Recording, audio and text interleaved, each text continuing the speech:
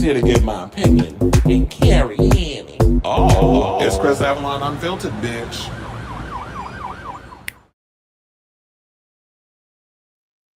Hey y'all, welcome and happy Sunday. It's your boy Chris Avalon, and welcome to a brand new episode of Chris Avalon Unfiltered, a show where we basically talk about all things going on in celebrity news, hot topics, pop culture. So you know whatever is trending in these good old internet streets, we chat about it on this show that you're watching right around now. So before we get to said topics, I'm going to let you guys know what we're talking about in a second. If you can please do me a solid and hit that like button and that subscribe button. Also be sure to smash that notification button so that way you know when we go live with a brand new episode of Chris Avalon Unfiltered. Please and thank you. And we got some tea to spill. We got to talk about Wicked. Those box office sales is pretty much going to kick Gladiator 2's butt at the box office, but we kind of already knew that. Plus, we have a major Hollywood actor who's in talks to play Man at Arms in the Masters of the Universe movie that's supposed to be coming out. It's starting to shape up to be one of my highly anticipated movies of 2025 or 2026, whenever the movie comes out, because I think they're shooting it in 2025. Plus, we got to talk about this Khalid stuff because so much tea has been spilled in regard to this whole Khalid story. So you know I had to come up in here and get my point of view. I was like, you know what? I'm gonna just wait until all the things come out and I could just bring it to y'all here instead of being so quick to jump on the bed, like, ooh, I want to be first to be talking about Kanye and whatever, because you know we do gay news over here. Unlike all these other people that just want to jump on the bandwagon for the clicks and likes, but whatever. So we're gonna talk about that. Plus, someone from Star Wars: The Last Jedi, and Khalid ain't the only one that's been outed. Well, they outed themselves because they came out as a homosexual. So we're gonna talk about that. Plus, word on the curb is August Alsina and his boyfriend Zoo may not even be together anymore. So we're gonna get into that story. We have a Diddy story regarding him filing a cease and desist against Shyne. So we're going to talk about that. Kanye has been accused of S-ing another person, this time being someone from America's Next Top Model. Then we're going to talk about, because, you know, we ain't only going to just talk about when black folk be out here allegedly R-wording people. Apparently, Conor McGregor was out here R-wording women too. So he's got to pay some coins, and he recently came out in a story and said that she's lying. So we're going to break that down. Plus, we got to talk about this little Wayne Kendrick Lamar situation because Kendrick dropped an album over the weekend, a surprise album on Friday, and he's responding, as in Lil Wayne. So Weezy responding.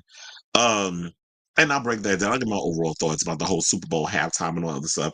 I've talked about it on here before, but I feel like I got a little more information, so I'm gonna just speak on that. Plus, we got two Andy Cohen stories. One, he is speaking out about the recent comments that Bethenny Frankel made in regarding of calling the show a piece of trash. Plus, he's also weighing in on Kenya Moore's recent interview with Tamron Hall about, you know, the Brittany Edie our revenge piece that she did with the picture and all the other stuff.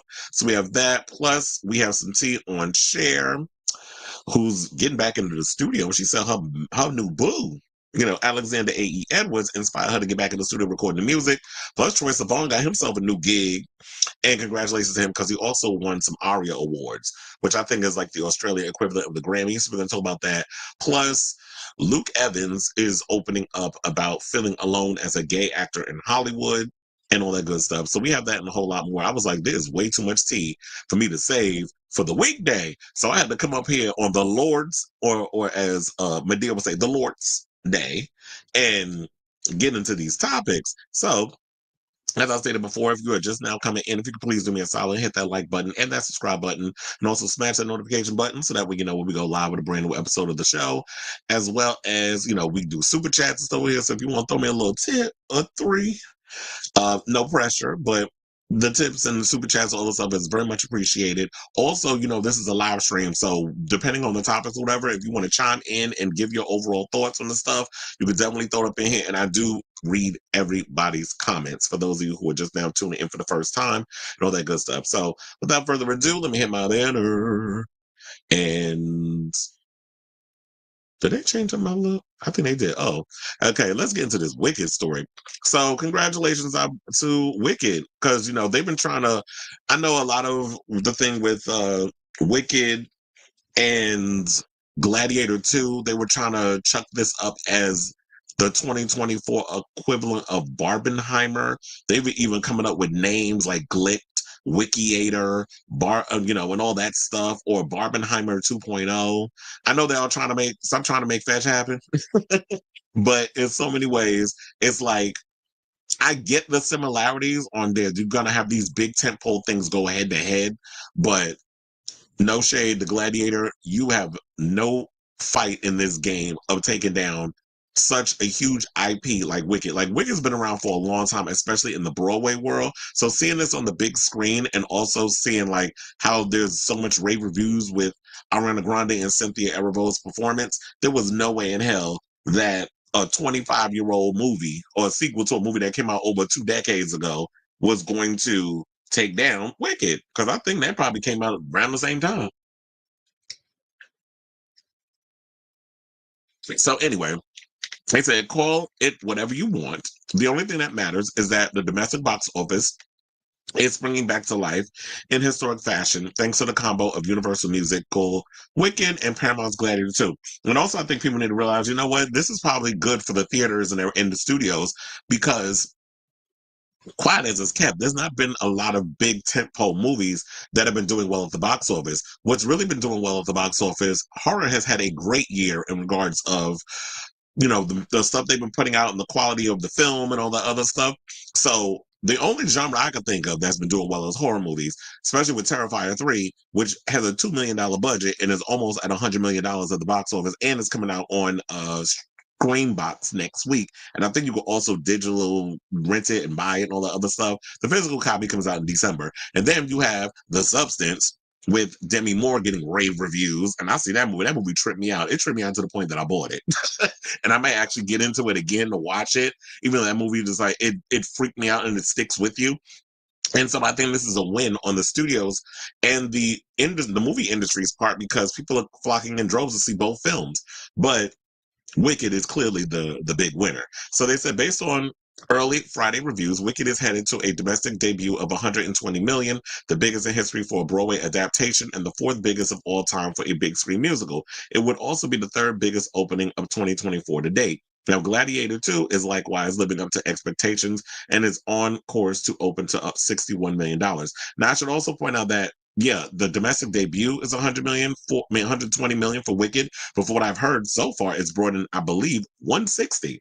So I know this is gagging everybody. And this also makes me wonder, does this mean, is it specifically for Wicked, or is it or are people starting to turn around in regards to the overall opinion of musicals being made into movies? Because y'all came out with In the Heights, it bombed. They did West Side Story, did not do well. And so why were those musicals flopping, but Wicked is doing exceptionally well? I even think, what was the other musical that came out? Well, Joker Folia Dude was a huge flop too, but that's because nobody asked for that damn movie. But then they made that into a musical. Then Wonka, I know they didn't even promote that as a musical, even though there is singing and stuff in it. But that movie tended to quietly do relatively well, especially, I guess, I don't know if Timothy Chalamet was the draw, whatever the case is.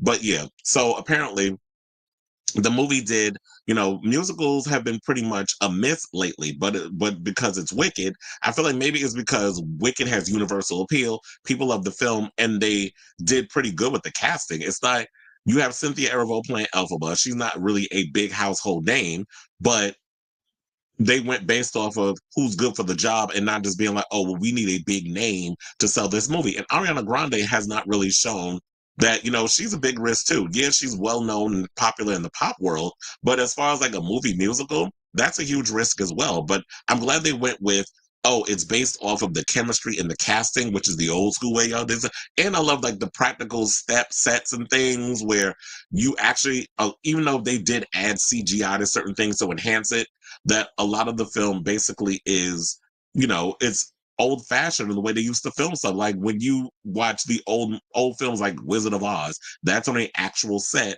with real practical stuff that's going around. And I miss seeing those type of films. Everything don't need to be, I'm walking around a big old set that's covered in green, and then I have to pretend that I'm walking through, the poppy field. I was like, no, put some real poppies up in there, which they did, and have me run through it.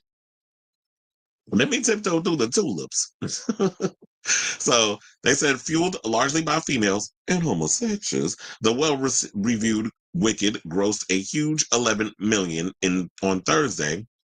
Well, they said on previews because Thursday is always like when they do the previews. Friday is the official day the movies comes out. So this is in Thursday previews with 3,300 cinemas for a total preview tally of $19.2 million when factoring in special advance screenings held over the past week. Now, Monday, Amazon Prime screenings generated 2.5 million at 750 theaters, while advanced screenings on Wednesday generated another 5.7 million from 2,000 theaters. Also, John M. Chu's adaptation of the popular Broadway musical boasts a high-profile cast led by Ariana Grande and Cynthia Erivo, and should score one of the top earning openings of all time for a musical, and particularly a live-action musical. So this is actually good. I know a lot of y'all probably gonna be like, "Damn, now I gotta wait a year from this month for this movie to come out." And now we'll see how well it continues to hold up, because Moana 2 comes out on November 27th. So I think Moana 2 will relatively do well because a lot of kids love the first Moana, and the kids are going to be off next week. So the parents, after Thanksgiving, they're going to want to, I guess, take the kids to the movies and that sort of thing. And I think it'll do well. But I do wonder, and Cheryl, I didn't even know this. Gladiator 2, the budget is $250 million. So hopefully they make all their money back, which I think they will due to word of mouth. But in regards to this, um, shout out to Sailor Mermaid, because he hit me up this morning, text me, was like, let's be extra gay and go see Wicked in the movies. And I just sent like a little laugh emoji and kept it moving. So I was like, I don't know, I'm thinking about it. Don't quote me on the knees, but I am thinking about it. I told you I wanted to see the film, but I don't know if I want to go to the movies and see it because of the whole people gonna ruin the experience and sing. But I love the fact, and I need to add this in here as well before we move on. I love the fact that AMC theaters and the Alamo Draft House and stuff, they are setting up strict situations where it's like, we're going to do the whole special theaters with the sing-alongs if y'all want to come in and sing along to the songs. But for now, because we want people to come in and watch the movie, do not ruin the moment. Don't yuck anybody's yum. Don't ruin anybody's moment by coming up in here and starting singing, Popular and all these other damn songs because you love Wicked and stuff. Y'all wouldn't do that if you were actually at the theater watching it in Manhattan. If you was on Broadway right now going to see Wicked, y'all would not be doing that like y'all do in the movies. I don't know why, if you can't show the same kind of, etiquette when you're in the theater, an actual theater where it's live and you see people up there singing, dancing, doing their thing, why y'all can't give the same courtesy when you're in a theater? You think, oh, because the people on the screen can't scream back at you, but you are not the only one in the theater paying for that ticket. So when I hear people go around, well, I paid for my tickets, so I'ma say, I was like, sis, you're not the only one in here. So yeah, you may have paid $17 for your ticket, but so did I. And I didn't come to hear you sing these songs off key. I came to hear them singing on the screen. And when I'm in the privacy of my own home, or when I want to go to when I want to go to those singing screenings or whatever, then I will do that. It's the same thing they did with Taylor Swift, where it was like when she had her little, the Eras tour and all this stuff, and people went to the theater to see it. They encouraged the singing and the dancing because those who could not pay all that money for a ticket, it's like, okay, I paid like $14 or seven, depending on where you are. In New York, it's like 17, $18. I know in some places it's probably like 14, but I'll pay a certain amount of money. I'll go and I'll pay less than $20 to go see Taylor's Tay on the screen, and I'm gonna sing along and dance along to these tracks. And I like that they're doing that. And that's why I said this is the way theaters will keep themselves alive, is if they do sort of like these event screenings to get people to want to come out and interact with everybody, because the old way of doing movies ain't working no more. Gen Z don't care about movies, quiet as it's kept. Those of us, millennials, elder millennials, who else? Boomers, Gen X. We grew up in watching, going to the movies and our parents taking us to the movies and stuff. So that's tradition for us. A lot of the younger generations, where you have like the younger Gen Z and Gen Alpha, or as they call them, Gen A, but Gen Alpha, they grew up in the internet. They grew up in the Matrix. So basically, they're going to watch things on their phone or whatever the case is. Me, I don't want to see Wicked on no damn phone. I want to see it. And, people's TVs, they're huge now. So I want to see it on the biggest screen possible. So I'll say all this to say, what do y'all think of this story? Are you surprised that Wicked is blowing up at the box office? And what are your overall thoughts of why do you think that there's been so many moments of people trying to do the movie musical thing and they bombed versus when you look at Wicked, how come this movie is doing well? And I already know what's going to happen. So now because of the success of Wicked, and you know, Hollywood, they're all about following trends instead of setting them. One gets out the gate and everybody want to do their own version. We're going to start seeing all kinds of musicals from Broadway being made into films. So I wouldn't be surprised if we get a remake of Gypsy. Or a remake, and I was gonna say a remake of Cast, but child, y'all did that, and that was a chop. Speaking of Taylor Swift, she was in that. So let me know what you guys think of this story in the comments down below. Okay, so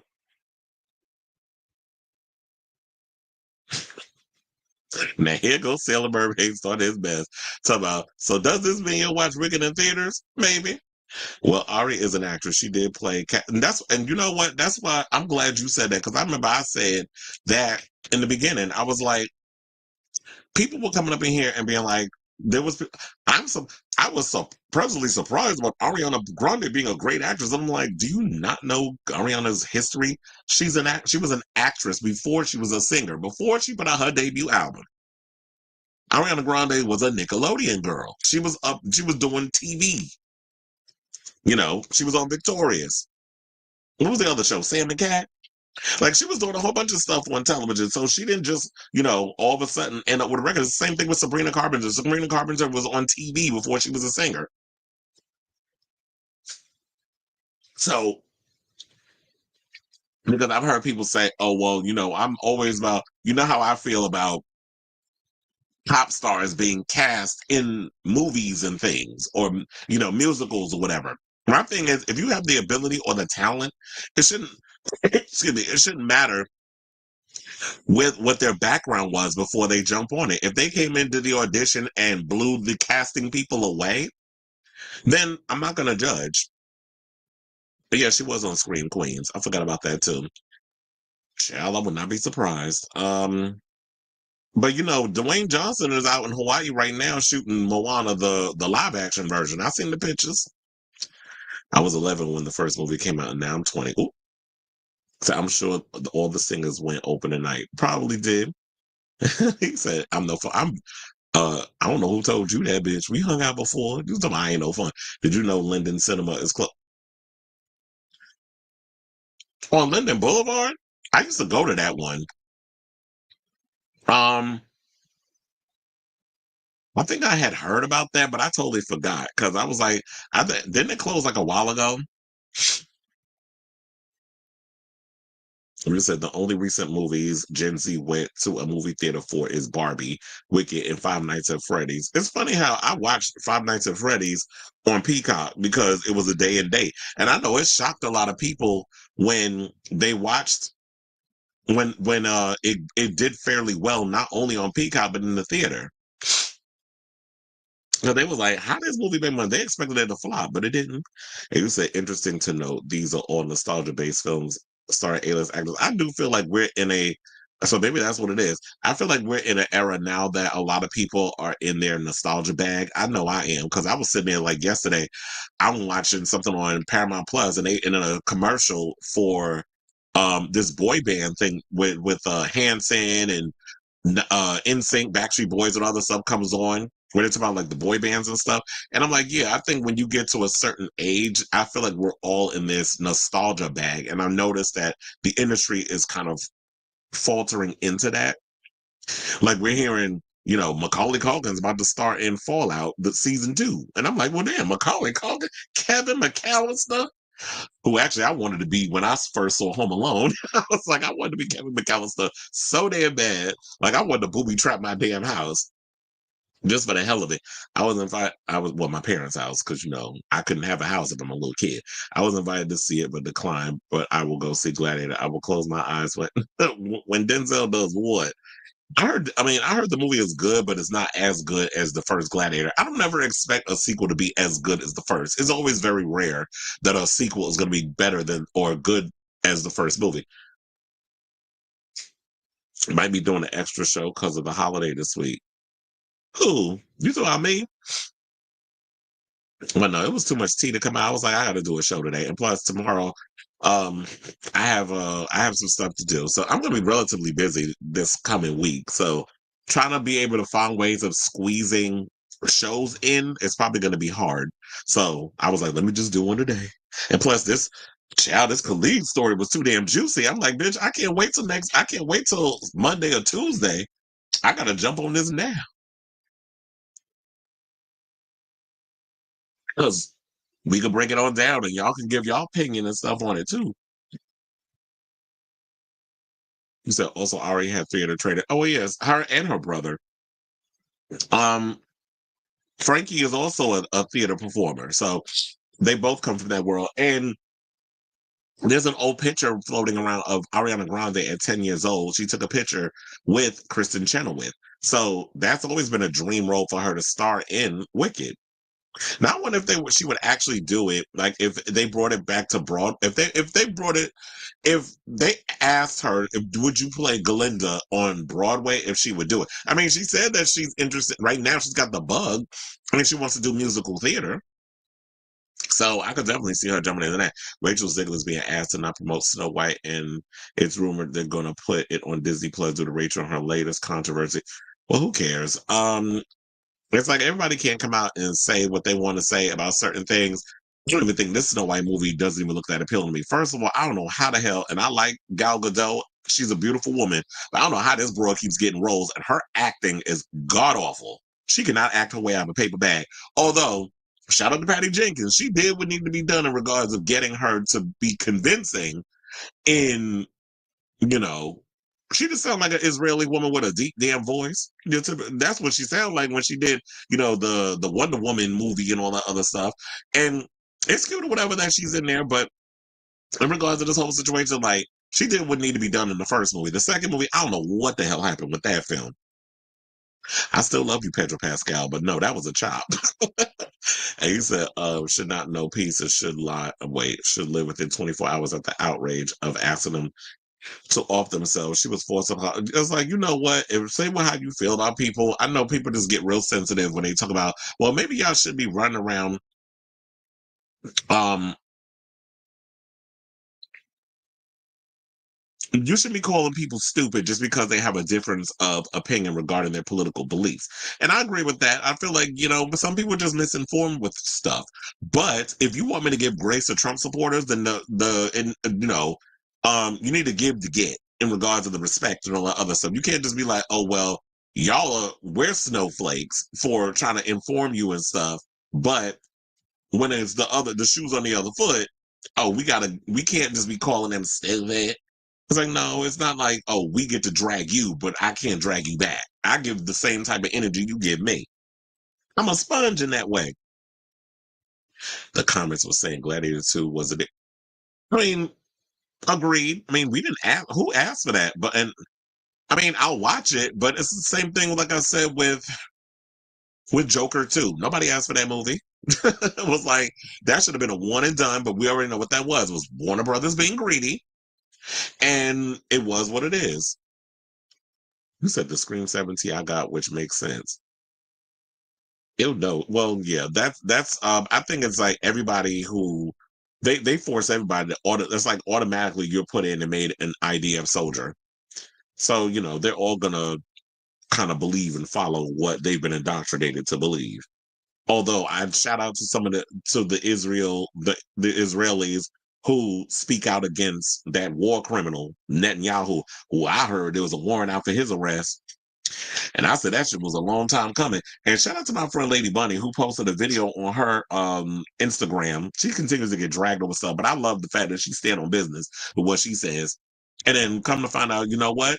When y'all ready to open up your eyes and pull them rose-colored glasses off and see that, you know what, she's been telling y'all what's been telling y'all, because you've been getting radicalized and lied about with these stupid-ass fake polls that MSNBC and almost put, oh yeah, the race is tight, blah, blah, blah. And then all of a sudden, everybody gagged when, they were tallying up the votes and you seen majority of America was going red. So y'all sitting here spoon-feeding and lying to your constituents when that's not what the real tea was, and they still didn't address it.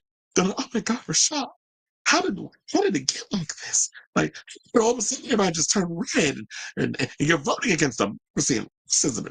It's like, okay, well, if we're not gonna have a real conversation, then I'm not gonna sit up here and talk to y'all, because I can go on a whole tangent on how for almost 30 years, this has been a situation on both sides where they've allowed corporate billionaires to come in and buy politicians so that way they can shift our country into the direction they want to shift our country into. You just now noticing it because Elon Musk ain't trying to hide it with what he's doing. But it's been going on for a long time.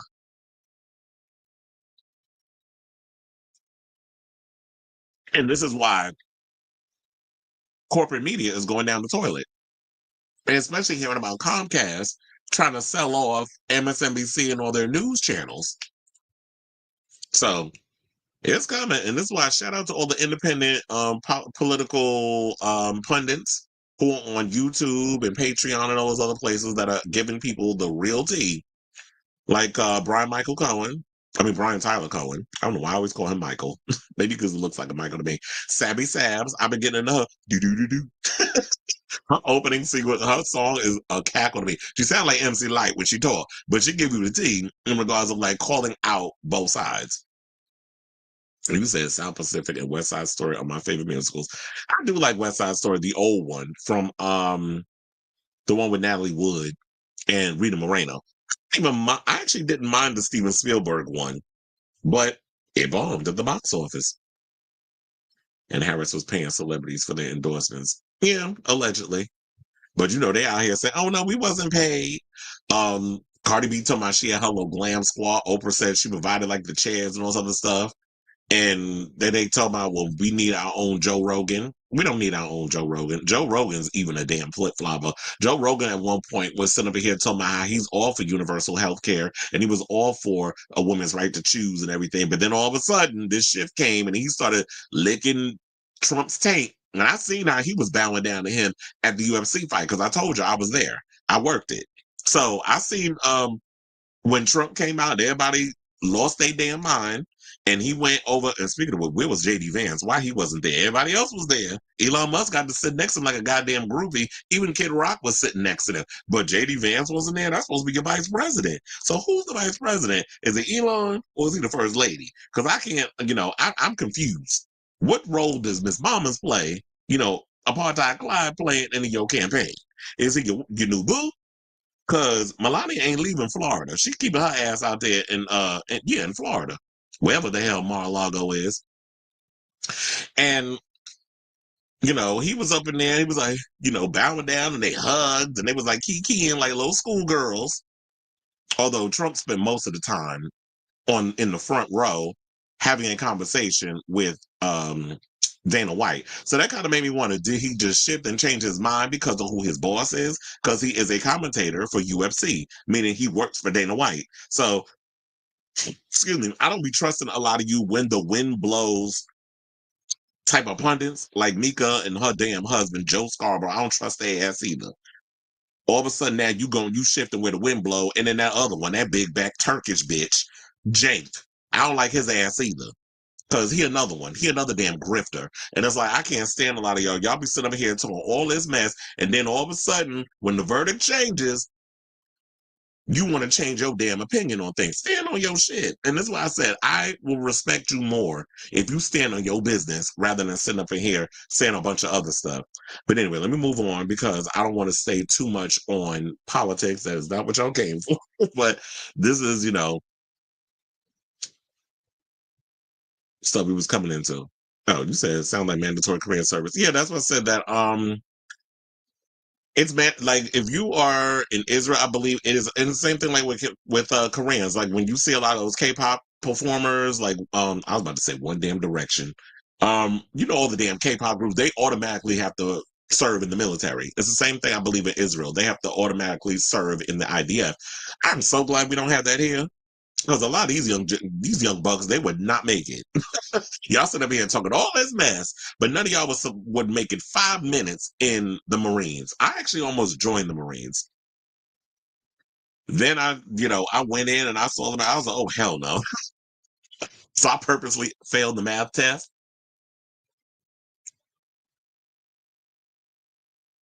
to get out of it. I was like, I ain't joining no damn military. But then I started thinking too much. I started thinking morbid stuff. Like, oh my God, I feel like, because I think I had just seen Saving Private Ryan. Or as I like to call it, Saving Ryan's Privates. And then you remember when they all first came in that opening sequence and they was all getting shot up on, like the people in the front, they all was getting all shot. I was like, I ain't losing no limbs. That movie traumatized me. Although I do love Saving Ryan's Privates, but that movie definitely traumatized me seeing that opening sequence. He said the leftist mafia is better than the Young Turks. Yeah, I like them. He said good luck with the Democrats, stateless Supreme Court justices. I'm sure they'll get through. Yeah, he definitely is the real vice president. And I guess they managed to find a loophole because, you can't have somebody who is not an American citizen. You cannot run for public office. Well, as far as like president, because Arnold Schwarzenegger is a foreigner and he was the governor. And I think you can't run for president. Trump said Manhattan is returned to the bad old days, illegals being selling stolen goods and robbing people in broad daylight. I'm sorry, I've never seen um illegals robbing people in broad daylight. I have not witnessed it. I'm not saying that is not happening, but I have not seen this. All I see is damn Spanish women, and they all do this grift. Every time I'm on the damn train, I just see, I don't know what their background is. I don't want to be ignorant like a lot of people say, oh, it's a bunch of Mexicans. Blah, blah, blah. I see a bunch of look like South American women, a lot of migrants who get on the train selling candy with a baby strapped to their back. That's the new, the new grift that they out here hustling and making their money, which I don't mind about. But I've heard that Jackson Heights literally looks like a no man's land. And I go through there every now and again, but they were telling me the selling of the bussy and the pussy situation has skyrocketed over there. Who the girls is out there selling their coochie, but they've been doing that over there, and they've been doing that in Jackson Heights. They just ain't got no shame. Trump doesn't live in New York. He was kicked out. Well, it was like, yeah, he don't live out here, so he don't know. But apparently he had a lot of fans because, he did do Madison Square Garden and it was filled to the rim. And that's why I always laugh. Even, I'm not a fan of Trump, but when it comes down to being honest, I got to be honest. When I was at Madison, I heard people on Facebook and I had to go and I was like, that's not true. Somebody had the nerve to say, oh, it wasn't sold out. There wasn't a lot of people up in there. When I was up in there, it wasn't a lot of seats. I'm like, what the hell were you looking at? Because it was full. And I looked. I was literally in the 100s, like I was last night for the Dave Matthews concert. Because I worked that. Which was actually good, by the way. Sidebar. But whenever I'm working somewhere, my job is to observe what's going on. So I'm assessing the room. I'm observing. I'm looking around. I'm saying like, is there a lot of people, whatever. And it was a lot of people that was there. Now, maybe during a certain point, because it was a long day, that people started to leave, and people did leave once Trump finally did come out. They got their little, I told you, they took their little selfie just to show that they were there. He was there. They were there when he was there. They took a little selfie and then they moved on. But they didn't want to sit up there and listen to the rambling. But they just wanted to be there for the pomp and circumstance of it all. So everybody wasn't going to stay the whole damn show. But it was full. So when people running around spewing that stuff, I'm like, no, that's not true. And then it was my friends. Somebody, I said, well, your friends don't work there. I do. So who are you going to listen to? Somebody that's a bystander or somebody who actually gets paid to observe situations and people in rooms? You decide. You said Bussy selling is big on Roosevelt Avenue. Okay. I didn't know they opened a theater in the LI. Did they? I didn't know that either. I haven't been downtown. I haven't been to Brooklyn in a minute. The last time I've been to Brooklyn was probably about 4 years ago when I lived in Bushwick. It's like once, oh wait, actually that's not true. The last time I went to Brooklyn was earlier this year when I went to Meatball's party at $3 Bill. That was the last time I went to Brooklyn, where she did Fat Slut, and you had Jan came out, Lady Bunny performed. Y'all seen the pictures and stuff about social media. But and TikTok, I posted the performances, and Meatball had her show Fat Slut, which is hilarious. And so that was the last time I went to Brooklyn. But other than that, I really don't be going to Brooklyn unless it's sort of like an event. If I was the move, now I have thought about moving back though, because I'm kind of I never really particularly cared for Manhattan. Yeah, everything is good in Manhattan. Everything is close and it's accessible. Manhattan is too damn expensive. I would rather live in Brooklyn if I had a choice or if I decided. But anyway, let's move on. And let's get to our second topic, which is Idris Elba. I don't know if y'all heard this story, is in talks to play Man at Arms in Masters of the Universe. Now it's funny. I was like, now I hope a lot of people are not gonna come out here and start getting all upset because how you gonna change the race of Man at Arms? I'm like, you do know it's a cartoon, right? Like this is not He-Man, the Masters of the Universe is not a real world. I mean, y'all gonna get mad with who they gonna get to play Orko? Like Orko is not human. So, and did we even have a? I'm trying to think. Did we even have a Man at Arms? I don't even think they mentioned who the guy name was. That was the guy with the big muscle with the mustache and everything that was in the regular Master Universe with Dolph Lundgren. I don't remember if that was even Man at Arms. I do remember like they had Tila and stuff. So I don't care who they get if they race swap or whatever the case is. I like Idris Elba, and I think he would be a pretty good choice to play like this older, you know, a this older warrior type and a mentor to Prince Adam. So according to the Rap, it says Idris Elba is in early talks to play Man at Arms in the upcoming live action feature film Masters of the Universe based on the iconic Mattel franchise. Travis Knight is directing the film from a screenplay by Chris Butler with an initial draft written by David Callahan and Aaron and Adam Nee. I think they were the first ones that were working on this movie, actually. Now, plot details are being kept under wraps for the film, which will be released exclusively in theaters worldwide on June 5th, 2026. The movie will be produced by Escape Artists and Mattel Films. Now, Mattel introduced the world to He-Man in 1982 with the launch of a toy line dubbed Masters of the Universe. I wanted to say that slower. And the debut of the animated series He-Man and the Masters of the Universe the following year. The show was about Prince Adam of Eternia, a man who looked like a He-Man but was missing the hero's tan skin. The show ended 2 seasons and 130 episodes later. That's crazy. They made that many episodes in 2 years. But it said, but the story of He-Man lived on. In 1985, the animated movie The Secret of the Sword introduced the hero's sister, She-Ra, who also later ended up with her own series. Oh, I know, because child, I was up in there watching She-Ra, Princess of Power. And the good thing was I had a sister who, loved She-Ra and stuff, and my little gay ass. I was like, I could secretly like this show, like Jim and the Holograms. Like I could sit up in it and secretly like that show or whatever, and it be not a big issue.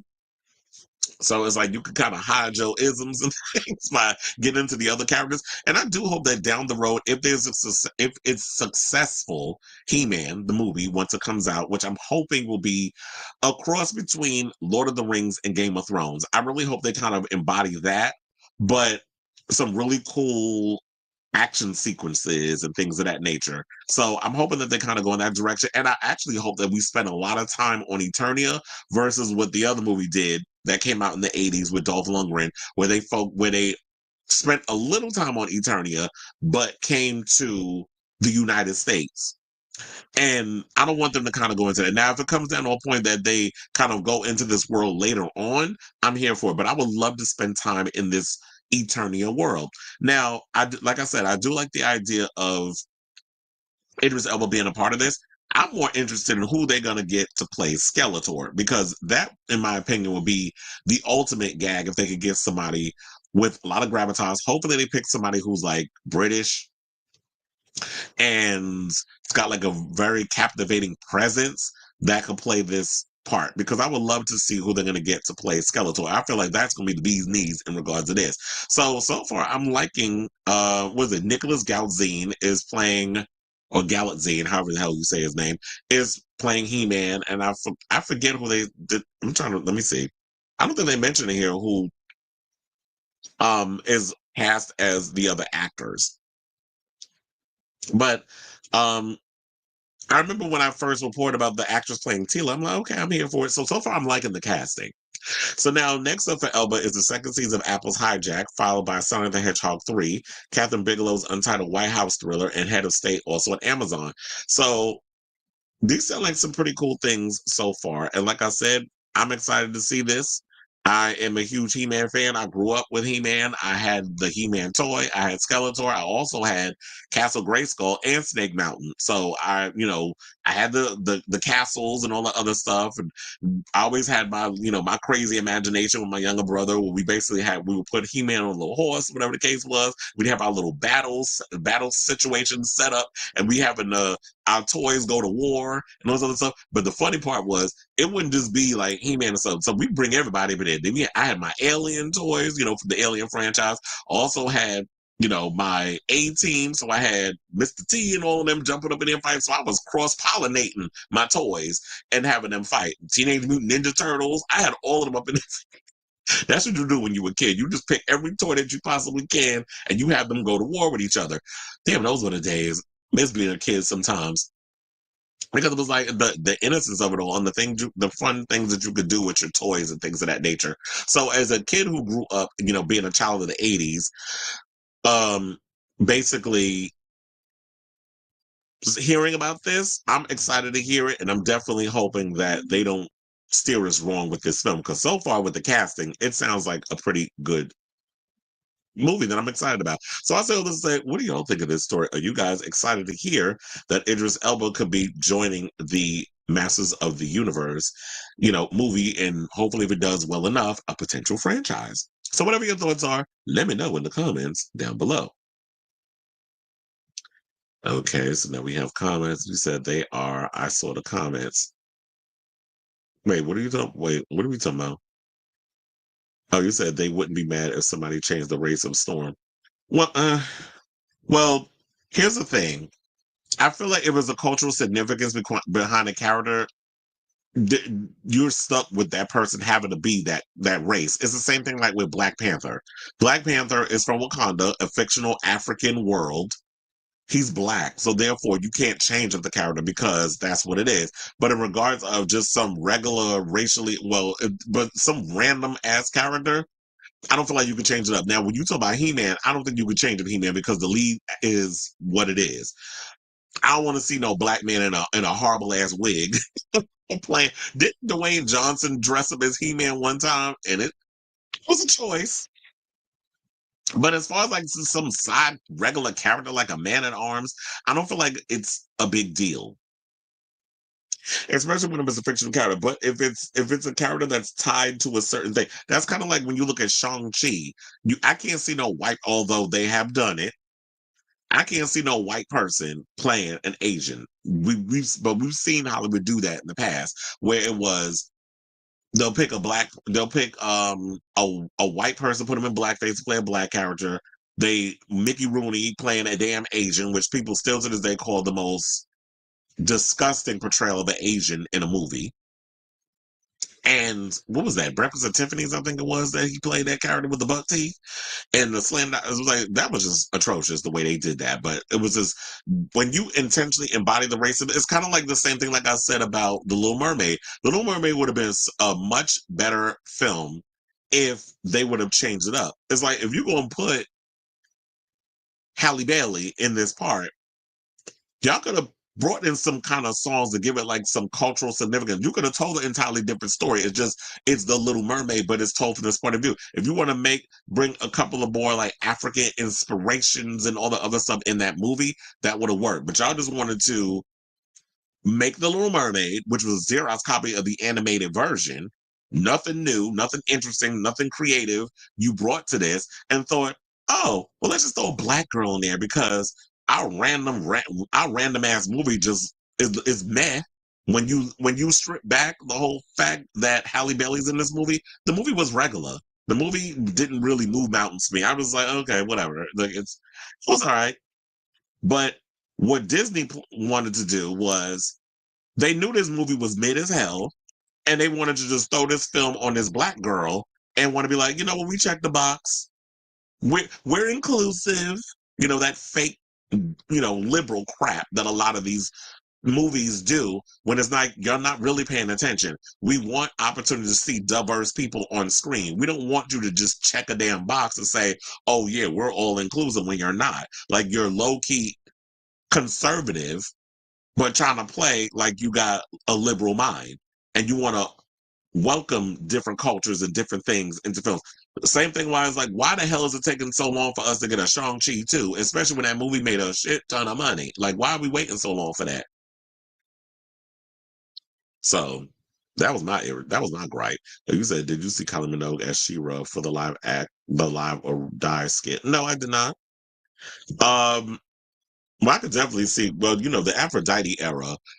She was definitely in her gladiator bag when she was wearing those looks and everything. But it'd be interesting to see who they of this generation they could get to play um She-Ra.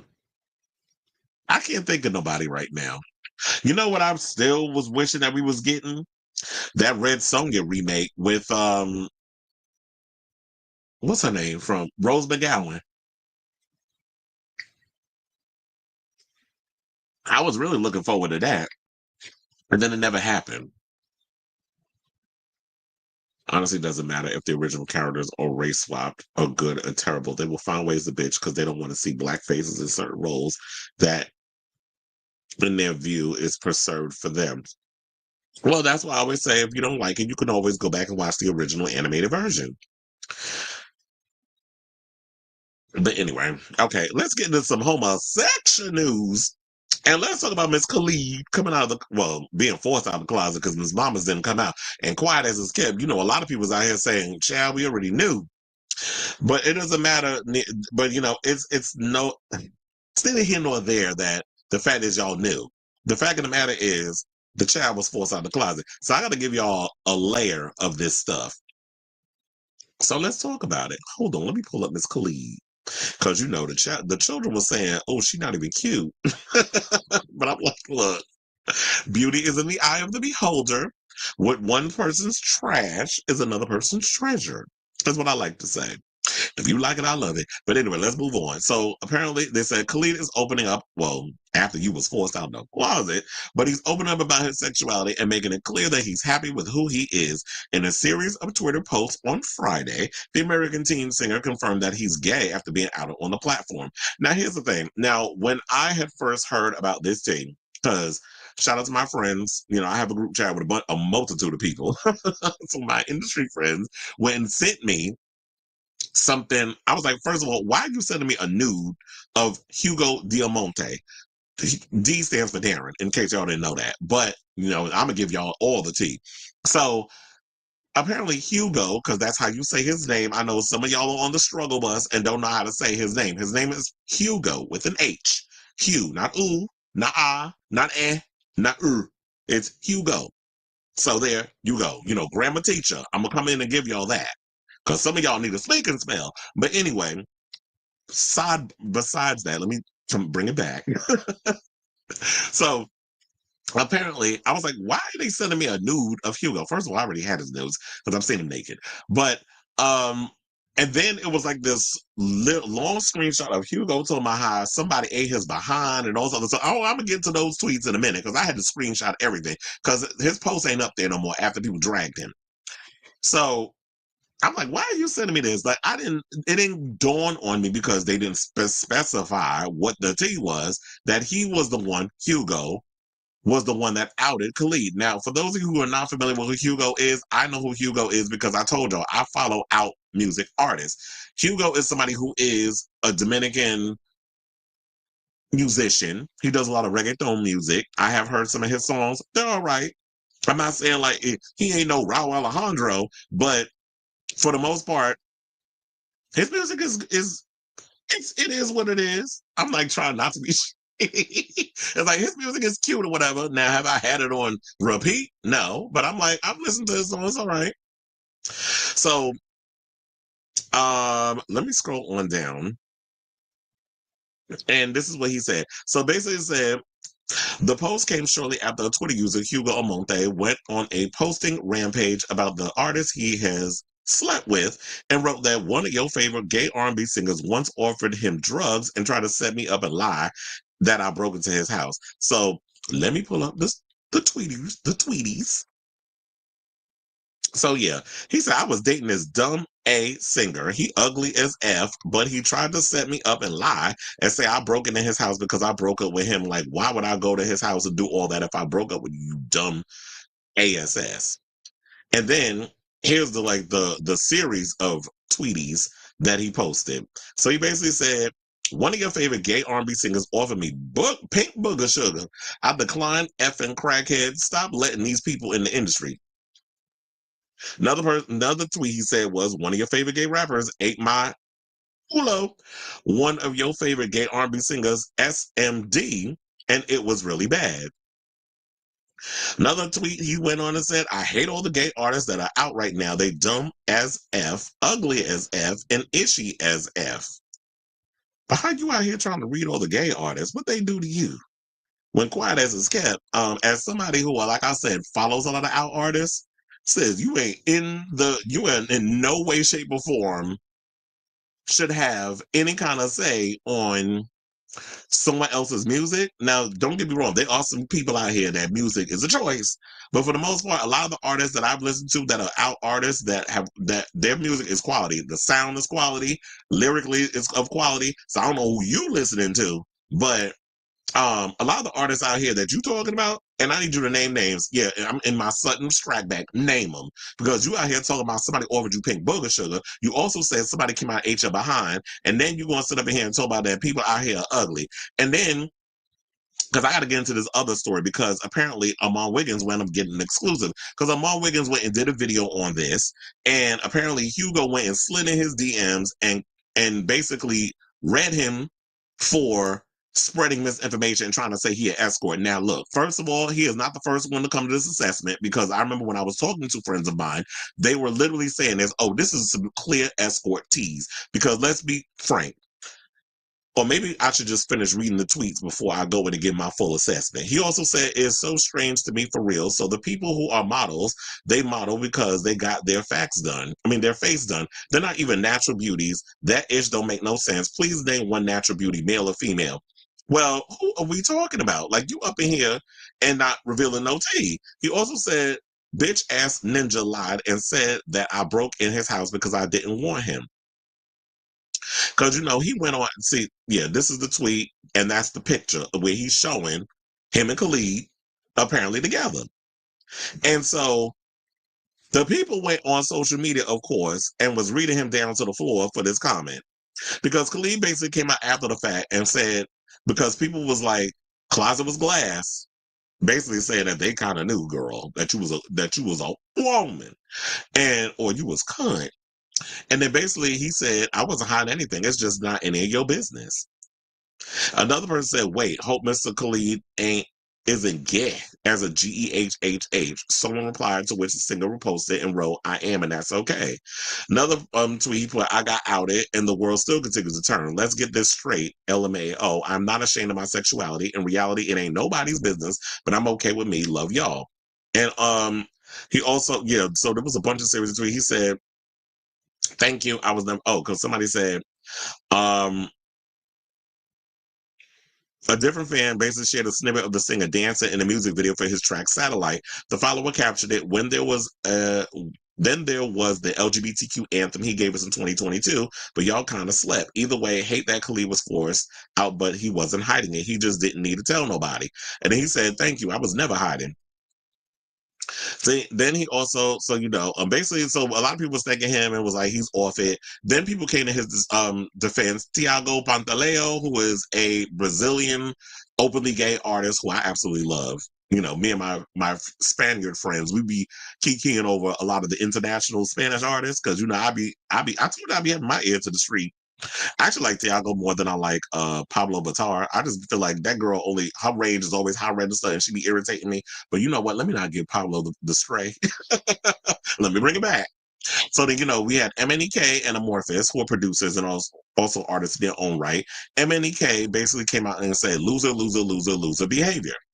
Then there were also other tweets calling him out, because Tiago basically went in and said, like, is he for real with this? Like, now he actually came out and said this, but if y'all want to see another picture of Miss Hugo, Because, these are the series of tweets that Khalid went and put out. I told her I had to screenshot everything because I know how a lot of you girls are. Y'all be in y'all damn emotions. And then all of a sudden, y'all want to remove stuff. And then it's like, yeah, so that's her. But then also, so Hugo did speak out and basically said to Vulture, he said the following. He said, it's really funny how it works because my intentions was never to out someone who clearly been out already in the community in Los Angeles. My intentions was to share my story and share how he tried to use his power to silence me because I simply ended our relationship. He was afraid of what I might say. He also went on to mention how people have began to belittle his person and direct death threats at him. He shared that from his experience, he learned that this will never allow anyone to silence me. And it's crazy that these people said I was chasing clout when I was holding on to this for 5 years and I finally had enough. But then he went and told, didn't he say, I could have sworn that he said when Armand was talking about it, and apparently he slid in Armand DMs, and apparently Hugo is not in the United States right now because he said that he called him from some international number and basically said that they was together for 2 years. So you've been holding on to this for 5 years, but y'all been dating for 2 years. What is the actual number? That's what I want to know. So he can go on and say what he want to say, but I am side-eyeing some of the stuff that he said because here's the thing. I understand like Hugo probably feels like, oh, well, people want to treat me like I'm a whore, that I'm a escort because of my looks and how I carry myself. But sir, you do sell sex. I'm not trying to say, I'm not trying to slut shame you in a way. It's like, that you're a good looking guy. You know that you have those New York exotic features. I see plenty of boys that look like Hugo that reside in New York. Trust and believe.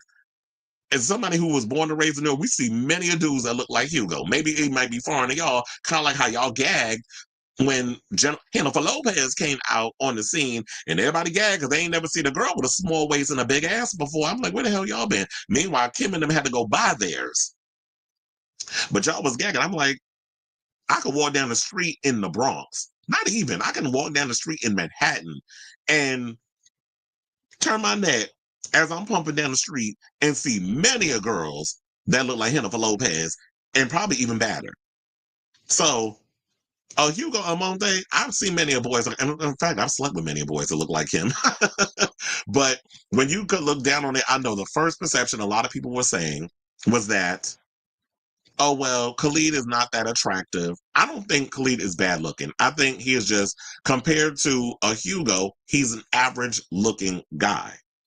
And on face value, because we know how this industry, well, not the industry, we know how the gay life is. Y'all know damn well if, and Hugo, you know this too. So you can try to paint this whatever how you want to paint it. But sir, you know that if Khalid wasn't who he was, because he said he met him at an industry party, you know that if Khalid wasn't who he was, you would not give him a second look.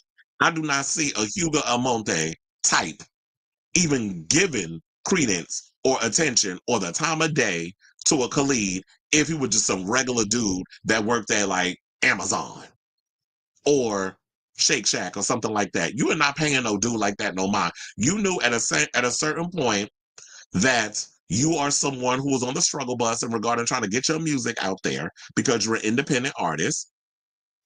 And there's nothing wrong with being an independent artist. There's a lot of queer artists out here who have to do things independently because the industry is not all that. They like to pick and choose who they want to be, the homosexual representation in the music industry. So I'm not surprised that, yeah, Hugo is talented, but he's trying to make his way into the business. And you happen to come across Khalid, and you had a conversation, y'all were kikiing or whatever. Khalid pretty much put himself out there, wanted to get with you, and you went along with it. But the one thing that he said that kind of turned him in another way was the fact that Khalid was emotionally abusive and he was controlling. He also said the reason when he called him this dude was ugly, because I'm sitting there like, now, if he was ugly, why would you with him all that damn time? Because clearly you were trying to clout, you were chasing clout off of his success. Now, anybody out here bumping Khalid in America? Maybe he is popular in some of the songs he did. First of all, I heard he put out an album in September. Why am I just now found about it? And we've got December is in like a week and a half. Well, 8 days-ish, give or take. So Khalid is popular overseas. People more or less know his music over there. heard some of his songs, but he doesn't give me what needs to be given. I feel like he's like the black BB Rexa. Like you're there, you make your music, but quiet as it's kept. Ain't nobody really checking for you. But maybe now with this whole situation, the music and everything, him coming out of the closet as a homosexual, he'll be able to use this as a way to probably get us interested in his music for once. We'll see. But Khalid told me, I've been out of the closet. Like it's not a secret. But then according to Hugo, Khalid was in the closet. He didn't want nobody speaking out about it. He said at one point when they was dating, he spent 2 hours in the car while they was in Japan, while Khalid went shopping. Because he didn't want people to know they was together. Now, for somebody who's supposed to be out of the closet and out proud and living their life to the fullest, why you hiding this dude in the car? And basically said that he wanted to come out of the closet as being in a relationship with Hugo, but he wanted to do it at Marshmallow's party, DJ Marshmallow. He wanted to do it at his party. And he said, I didn't want to be a trophy boy. And like I said before, I think when it came down to maybe you trying to make it seem like you ain't had no intentions. Maybe it started out as this, that me being with this dude is gonna probably give me opportunities to push my music out there, because Hugo's also was doing OnlyFans. He said that he sabotaged his OnlyFans on his other stuff, that he wasn't using him for his money. I'm sure that you was getting something out of this relationship. There's no way in hell, because women do it too, when they get with these men with status and money and stuff, that I'm going to be in a relationship with somebody and I'm traveling the world with you and things, and I'm not getting none out of it. So you telling me that when y'all was going out to fancy restaurants and y'all was going shopping and y'all was traveling all over the world, that you was footing half the bill? Is that what you trying to tell us? Because you ain't said that. Well, according to Armand, he ain't bring that up in the conversation. So you sit up here saying the reason why you called him ugly, it wasn't him physically, it was he said his spirit was ugly. He had an ugly personality, that he could be manipulative, that he could be emotionally abusive. And I'm not sitting there trying to say like that there is no truth to that, because I'm sure when it comes down to things, when you are in a position of power, people who are in a position of power can be emotionally abusive. So I'm just trying to look at it from all the sides. I'm not going to sit up in here and just completely blame him, but I feel like there probably was some fault in what Khalid was doing too. That he was like, you know what, I got this pretty boy on my arm, and you are a trophy boy in my eyes, whether you want to come and agree with it or not.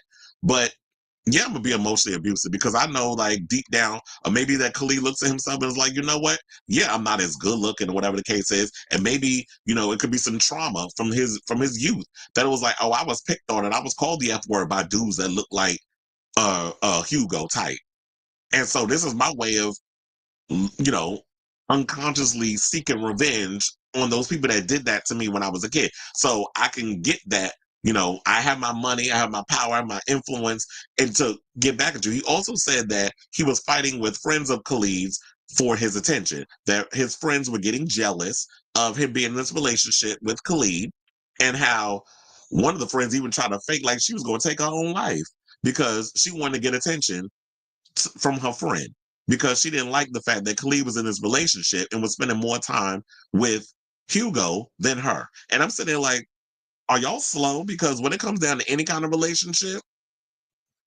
when you get into relationships and stuff with people, it's expected, even though I guess, sometimes in your mind is whatever, but when the reality hits, I feel like people seem to forget, like, yeah, if I'm in a relationship and it's relatively new, I have my friends and we could kiki and be cool or whatever. But when it's a relatively fresh and new relationship and I'm really feeling somebody, I'm going to put as much energy into my relationship. And sometimes, no shade, I'm going to neglect my friends at times because I'm invested in my man. So friends getting mad over that and jealous, ain't no room for that. So you have to be open and willing, and vice versa. Of like, if I have friends or whatever the case, if I'm in a relationship, that I'm going to be putting a lot of time and energy into my man. And sometimes my friendships will take a back seat. Now, if you want to go and hang out and stuff, I'll bring my man along and we could all hang out and stuff when I'm at a point where I feel comfortable enough to bring my significant other around, unless those friends had sensed there was some shadiness and some low keyness with Hugo, and him being, opportunistic, trying to take advantage of situations and that sort of thing. But you know what? This post was shady. And what And what they had put, because they had said something. When was it? Because when they were talking about Hugo, they said, um, they said Almonte, whose own music has less than 750 monthly listeners, claimed that the gay artists that were out right now are shitty as fuck. He followed up the post by sharing a photo with Khalid. So I was like, "Ooh, you shady Rolling Stone," because that's who posted that. Me, I had to go on other websites and look for the screenshots, even though a friend of mine did send me the screenshot. And one screenshot, yeah, there's another one. And I was gonna say, Hugo's good looking. I heard some people say, "Oh, he ain't all that." First of all, you need to get your damn eyes checked because Hugo is good looking. First of all, he's a good looking guy, and he knows it. He knows that in this shallow ass homosexual life, that it is unfortunately about you got to look good. We are so obsessed with youth and youth culture and being in the gym. So he knows what he's doing and he knows what he's got to do to sell in order to get people interested. Because when you listen to his music and if you've ever seen his videos, he sells sex. And yeah, so that's, I think, one of his single covers, which I kind of like, but I do feel like it's a little dark on certain parts of his face. I need to have my friend David come in, the photographer expert, and give his overall assessment, what he think of this photo. But it's cute or whatever. Look, the boy got body. He did do, I don't know if he's still doing OnlyFans, but I know he's got his news and stuff out there. And I liked, his music. Like he had some cute songs or whatever on there. And I was one of, yeah, because when I saw it said Hugo Almonte, I was like, what? Because I was aware of who he was. I know a lot of people probably don't, because like I said, I follow a lot of out artists. So when I heard it was him, I was like, now why would you go there and out somebody? And I'm one person, I will say this, I am not here for outing people. I don't think that outing someone is cute. And he did say that he got caught up in Hugo. He said he got caught up in his emotions and he felt like outing, like doing what he did was the only way that he could take back the narrative because Khalid had accused him of stealing, like breaking in his house and stealing his stuff. He's like, why would I steal anything when I'm the one that left you? Because I got tired of the emotional abuse. I got tired of you trying to control everything.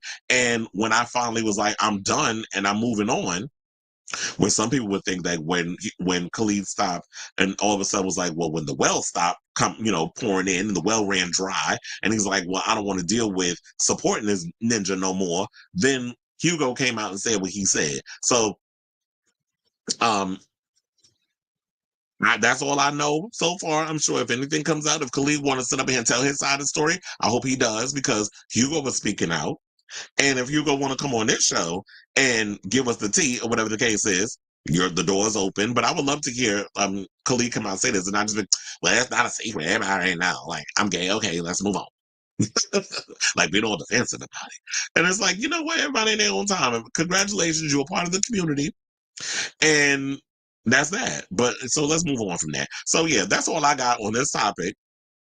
So I want to bring all of that up for y'all. So I want to know what do y'all think of this story? I hope I hit everything that I need to hit in regards to the story. What do y'all think of this story about Khalid being outed?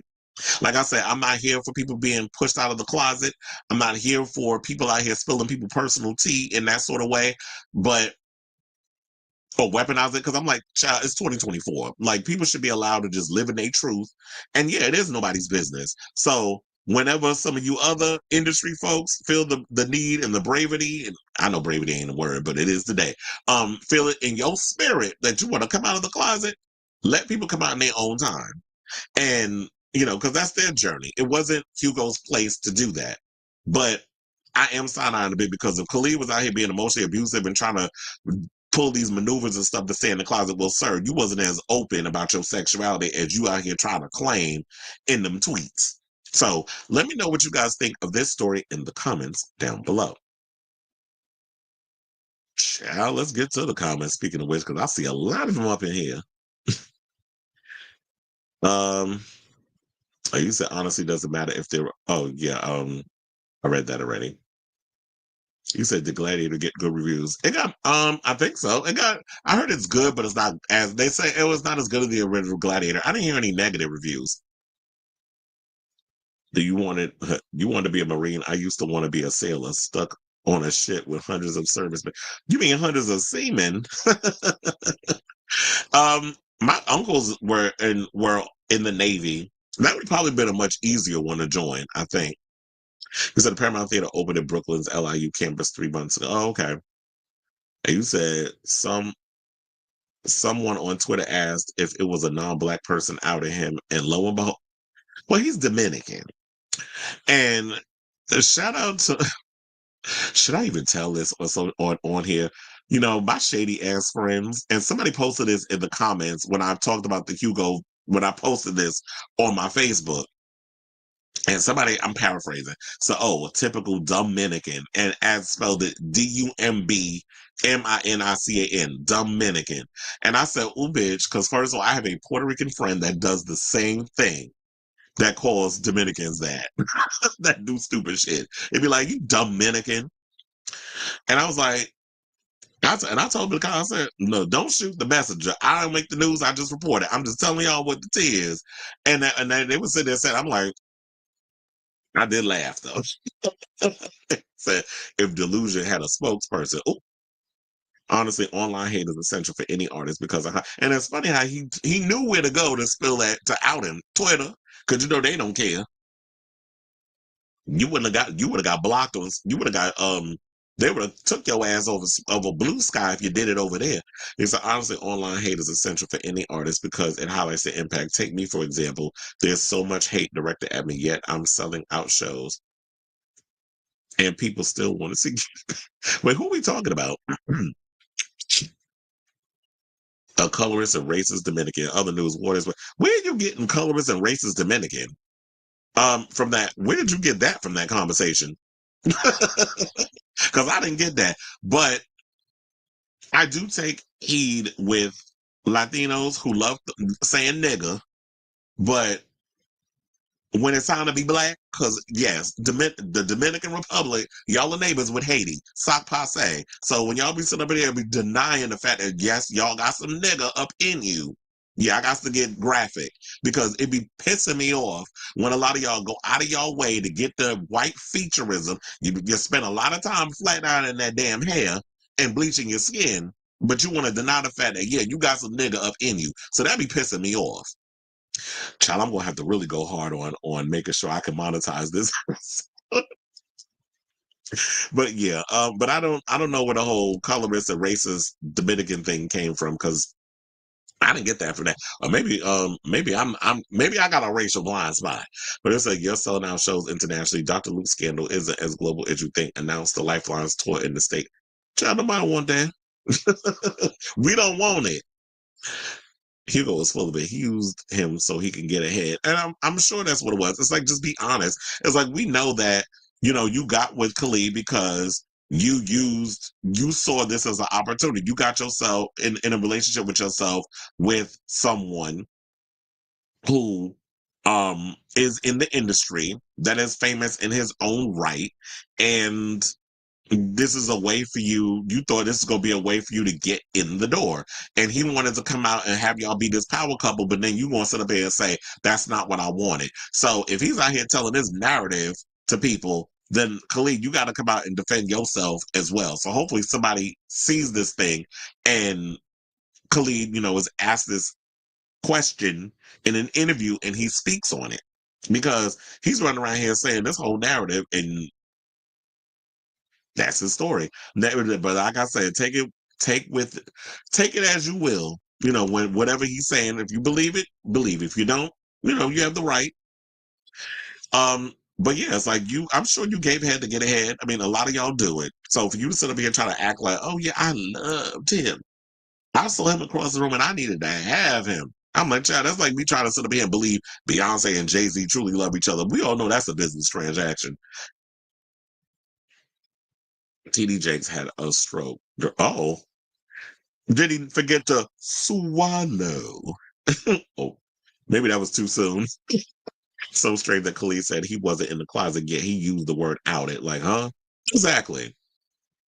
It's sitting there like, child, you were in the closet, which makes me think that there is a bit of truth to what Hugo said. And I do think that he's telling the truth, his truth, but I also think that he was leaving out some details. I do think that It was transactional. I think he knew what he was getting himself into. Hugo's in his 20s. I think also Khalid is in his 20s. So you knew exactly what you were getting yourself in. I mean, maybe you were naive to think that you could possibly control the narrative in some sort of way, that you could kind of manipulate him, but you knew based off of how you carry yourself, you spent a lot of time on being attractive and exuding sexiness and working out in the gym because you know when people look, oh yeah, he fine or whatever, you know what you can use those aspects to get what you want out of people. And especially being young. But I'm sitting there being like, I don't think he was just talking about Khalid, because you went on a whole tangent about somebody offered you pink booger sugar. They had people out here thinking it was Lil Nas X that he possibly was talking about. And then you out here talking about other artists are whack. Who are you talking about? They lame as F, AF. So who are you talking about? What artists are you talking about that are trash? Because if somebody was to come out here and talk about your mid-ass reggaeton music that's only getting under 800 streams on Spotify, you would like that. And that's not a read. I'm just going by what you said. And it's a response to what you said. You out here reading other artists. Them artists ain't do nothing to you. But if you also want to come out, and I can't stand a vague bitch, I feel like if you want to come out and say some stuff, like my girl Sutton Strack said, name them. I want names. I want to know who you talking about. Who offered you booger sugar? Who ate your behind? Who gave you a sloppy toppy and was horrible at it? I want to know. I want to know what turned you on. I don't know why I went into him. All of a sudden, Joe popped up in my head. But anyway, I'm so happy I said what I said in my news feed back then, and seeing the amount of Latinos for Trump has proven that I've been saying about these non-Afro Latinos and other Black POCs. Okay. Once they don't get their way or they no longer see you as useful, they true colors. Well, yeah, there is definitely truth to that. Prove yet again that I was right. Never heard of clip. Well, Chad, you ain't the only one. There's a lot of people out here that ain't hear. I've heard of them because I always keep my ears to the streets of music. It was just that. Is it shallow for me to say because I didn't find him remotely attractive that I just didn't care for the music? Look, I'll be honest. It's like if you ain't cute on top of the music, I'm not listening. Or if you ain't got a yang yang and a little beat, a toot toot and a beat beat behind what you putting out, I don't care. I just felt like Khalid could sing, but I just felt like his music just lacked personality. And it could be because when you in a closet and you can't be your true self, then that extra je ne sais quoi ain't gonna come out. But now, honey, that you've been pushed out up, they kicked in the door and waved the 4-4 in that closet door. Then now maybe that you can come out and be your authentic self, and maybe I'll be like, "Ooh, that song is cute." So maybe it'll be, maybe it'll take me there. Ooh. Oh damn! See, somebody just sent me the TD Jakes video. They said TD Jakes suffered a medical emergency of some sort in the middle of his live church. They say he passed out during his sermon this morning. Ooh. They said SZA and Lizzo were caught gossiping about Casanat's hygiene on camera. And here's the thing. Now, I'm glad somebody finally came to that assessment because I've been said, I'm like, Casanat look like he stank. Like you don't wash your feet. Your ass probably got duty stain. What did Michael Jackson say in that video? Doo doo. When Michael Jackson said doo doo, I cackled in that video. Ooh, speaking of which, did y'all see that viral video that's going around about Michael Jackson reading down to the floor Tommy Mottola and was spilling tea about Mariah Carey and how Mariah Carey was like, oh, she came to him crying on his shoulder and whatever, on how he's an evil manipulative man. I gagged over that video. I was like, ooh, I live for Michael Jackson. See, that's when the Virgos, when we fed up, bitch, we will spill all of your tea. And Michael was spilling. But speaking of which, I'm like, I'm not surprised. Casanat looked like he stink. He looked like his breath stank. He looked like he don't wipe his ass properly. Somebody need to do wipes. You need to sponsor him. No, fuck him. You need to sponsor this show. I actually use do wipes, but I'm like gagging because I need to pull that up. Then maybe I'll say that for another episode. But I'm like, yeah, but how you see this? I don't understand. Like, I'm gonna be doing celebrity news, gossip, whatever, I'm gonna make sure that I'm smelling good, fresh and clean when I go. Well, I do that regardless. I am like a hygiene Nazi. I do not like going anywhere smelling like a bag of ass. So I got to be clean. Cross on the green, not in between. I gotta smell good. And then you just got this one, probably because maybe he's used to being up in that damn room all day, streaming. Can imagine, like, if he stink, I wonder what his damn house smell like. And DDG, you went and brought that baby around that? That boy smelled like a bag of garbage? I also laugh because this is what many colorist black men willingly do. Go to these kinds of people who know they don't want them for them. I'm not sure Khalid is colorist or not. Well, I don't know if he is. Look, I was saying like maybe Khalid is somebody who seen somebody pretty and that was and that's what he was going for. And I ain't mad at him. Shoot. Look, if I was dating somebody as fine as Hugo, I don't want to be parading him around. But I'm like, you could be your own individual person. But like I said before, if you talking about people was whack with their music and somebody ate your behind and somebody gave you horrible sloppy toppy and then you was offered drugs and stuff, I need you to name names because people out here thinking it's Lil Nas X you talking about. I feel no ways tired about this. Well, I have to throw in the tired part, along with being abusive. You said, "No, Chris, there's always been a pattern with them and saying ugly to an unambiguous black person." He ain't slick about that. I clocked the T and Melissa. I mean, I don't know if it's that's. Now, I'm not sitting up in here and saying like that there is no that we won't. Damn, I can't even talk. That there is no equation between being a black person and ugly, because I do know what you mean in regards of people saying that. I am with you on that. However, I think I was looking at it from a standpoint of, oh, because he is attractive. I mean, not attractive. Hugo's the one that's supposed to be deemed is your standard beauty. That's like what they say that is the standard beauty of what a man should look like if you are if you're black or you're a person of color. That's the sense of what we revere as male beauty. But when you look at Khalid, who is deemed as not the standard, then I think that's where I was looking at it at. But if there is some deep rooted situation of what you're implying in regards of like you're calling somebody who is black and you're equating, oh, he's ugly, but then you try to say, oh, it's his personality. Well, bitch, you should have said that in the tweet. I feel like if you're going to tweet some stuff, stop tweeting with y'all emotions. I need y'all to be specific. It's funny, maybe I think logically, because when I send out a tweet, I'm in there making sure that things is actually corrected or whatever the case is, and then I hit send. But then again, when it comes to my personal business, I'm gonna be putting it out there in the street. And then he said also, and I forgot to bring this up, you sat out there and said, oh, you was accused of breaking into his house and stealing his stuff or whatever. But I'm like, but who did he tell this to? Khalid wasn't out of the closet, right? So he didn't go on social media and say, this dude broke into my damn house and stole my stuff. It didn't go public. You decided because you was mad to go on there and spill all this stuff because because you're bitter. Just be honest about that. So you want to go out there and out him and spill tea and take his narrative. You wanted to do that. So I don't understand how you sit up here trying to act like we all dense.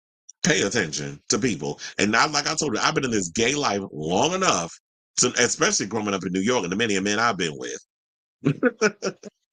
Don't just read myself. But it was like the many men I've been with to know how this game is played. And sir, you are new to the game. You're in your 20s. I'm twice your age. So I know the team. I know how it is. Because I was playing that same damn game when I was in my 20s and younger.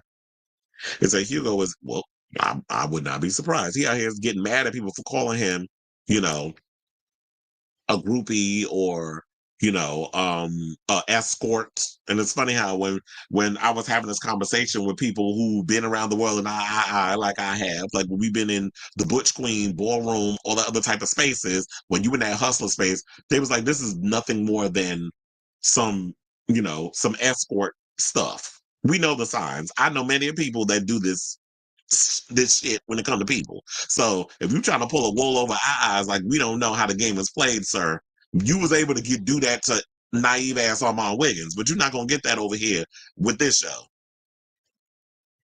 So they say he's the male equivalent of. Oh, I can't stand her.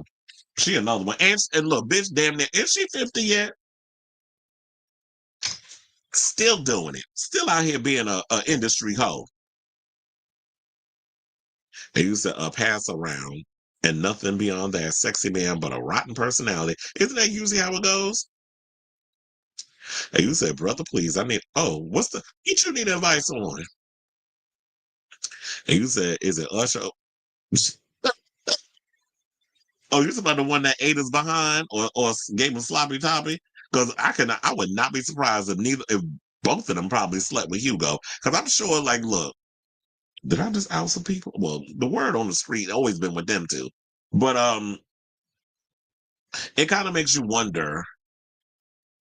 Because I'm sitting there like, well, shit. If you trying to go in on one person, go scorch earth. I need you to spill all the tea. And at this point, this is why I say anybody who get into relationships with anybody, whether it's a Hugo Almonte or whoever. But I think it is, if you get with somebody who's an equal to you, they're not gonna spill your business. Sign NDAs. That's what y'all need to be out here doing. You should have had this dude sign an NDA. Shout out to T.S. Madison because she said over the many people who burned her over the years, that's what she does now. Anybody who's in her inner circle, you got to sign an NDA. She made her mother sign one. Miss Mary signed an NDA, and she said that if any of the people that's in her inner circle even get relationships, they have to sign an NDA. And I'm here for it because trust and believe, if when the time comes that I get to a T.S. Madison type of situation or like a major Hollywood person type of situation, everybody in my circle, and I'm saying this on camera so y'all all know it, y'all all signing the damn NDA because you're not gonna be spilling my damn business. I've been not that I have anything to hide, but when it comes to business or whatever the case is, I don't need people knowing my stuff. It can be personal, it can be business. Like when you're an artist, you are someone who is vulnerable in a lot of situations, and yeah, you ain't got time to be up in here walking on eggshells trying to protect stuff that you're doing. Somebody gonna see something, and I don't need y'all out here spilling my tea. I want to be the one that controls the narrative of me spilling what I need to spill, not you. So, um, everybody's gonna sign one, and if you don't want to sign one, then okay, well. It was nice knowing you. You know what the exit is. And I'm dead ass on that. So, um, there's that. And you said that's fair. I would make people sign an NDA to say my ass. So yeah, because I'm like, you're not gonna come out here and start lying and spreading all kinds of misinformation or trying to use me to, like in a Oliver Twix type situation. You're not gonna sit up out here and use me to bring clout to your mid ass show. We're not doing that. Not on Beyonce's internet. You're not gonna come out here and spread lies and misinformation and make it seem like that I've been doing some criminality when you the one that knows the stuff behind the scenes, but you're gonna let them old heifers sit up on your damn platform and spread lies and misinformation, and you're gonna have to try to act stupid like you ain't know. I ain't know what they was saying. I can't stand a motherfucker that play dumb. I can't. Because then you're gonna make me want to cuss your ass out. I'm just gonna put hands on you because that was the old Chris. But people used to piss me off, I used to beat the shit out of them. I can't be like that no more. I can't be out here fighting everybody. When I was in in my days in my 20s, when I did not know how to control my anger. Just cuss you out and keep it moving. You can't be out here fighting people because everybody be wanting to come out here and sue. And I was like, you ain't doing that to me, Cher. I was like, what? What was the? Oh, I was reading my watch about the whole thing again. He said, "Yup, mom is signing the ND. Okay, everybody's signing it. All right, whore. Head into the steam room. She about to go be a hoe. You at the gym while you watching the show? Because you always at the gym. But anyway, I feel like we walked this whole. I mean, if y'all want to add more Hugo stuff in there, y'all can. But I feel like we've overstayed our welcome with that story. I'm sure if any more stuff comes out, we'll address it. But let's move on to another homosexual and give a huge shout out to Kelly Marie Tran, who's revealing that she eats the box. So congratulating her because she came out as a lesbian or basically queer. because that's everybody's favorite word now, even though I've been using that word for over 2 decades. But anyway, so the 35-year-old star who made her Star Wars sequel series debut as Rose Tico in The Last Jedi, and y'all basically forced that girl off social media with your, you incels with your racism and your misogyny when we had an Asian girl up in Star Wars, which I didn't mind her being in the movie. The problem is them Star Wars movies, except for The Force Awakens, when we first got introduced to Rey, them other movies was trash. I couldn't stand The Last Jedi. That movie was god awful, and I went to the movies to see that. I'm still mad about that. But then again, not really. I back off of it a little bit because my sister wanted to go see it for her birthday. So that's the only reason why I'm just like, I'm not all that upset, although I was mad at the movie. So I'm not mad at her because that was what she wanted to do. She wanted to go see that for her birthday, so we went. So, she came out while promoting her forthcoming rom-com called The Wedding Banquet. Now, speaking to Vanity Fair about her upcoming remake of Ang Lee's queer rom-com. Oh, I didn't know it was, I think I never, oh, I never seen that movie. So I guess that's probably, it makes sense now why she came out, because it's a queer romantic comedy. So it's a remake of Ang Lee's The Wedding Banquet. The Star Wars actress felt emboldened to step into her truth on the record for the first time. She said, I haven't said this publicly yet, but I'm a queer person. She added that of her involvement in queer filmmaker Andrew On's remake, saying that the thing that really excited me about it is I got to play a person that I felt like I knew. I don't feel like I'm acting at all in this movie. I'm here doing this amazing movie with these amazing people, said Tran. I've never been in a queer space before. I've never truly felt this accepted before. So now I love what she said on this. However, see, this is where I feel like it leaves the window open to the incels to be like, when it comes down to gays, openly gay people playing in openly gay parts and openly in queer films. Oh, y'all not really acting. Oh, y'all basically be playing yourselves. On the surface, when you play a queer actor, it's like, yeah, I think that's what she meant was, I don't feel like I'm really acting. That I'm really stepping into a role that I'm comfortable with because, yes, in real life, I am a same gender loving person. And in this movie, I'm playing a same gender loving person. So yeah, it's that on the surface is the relatability.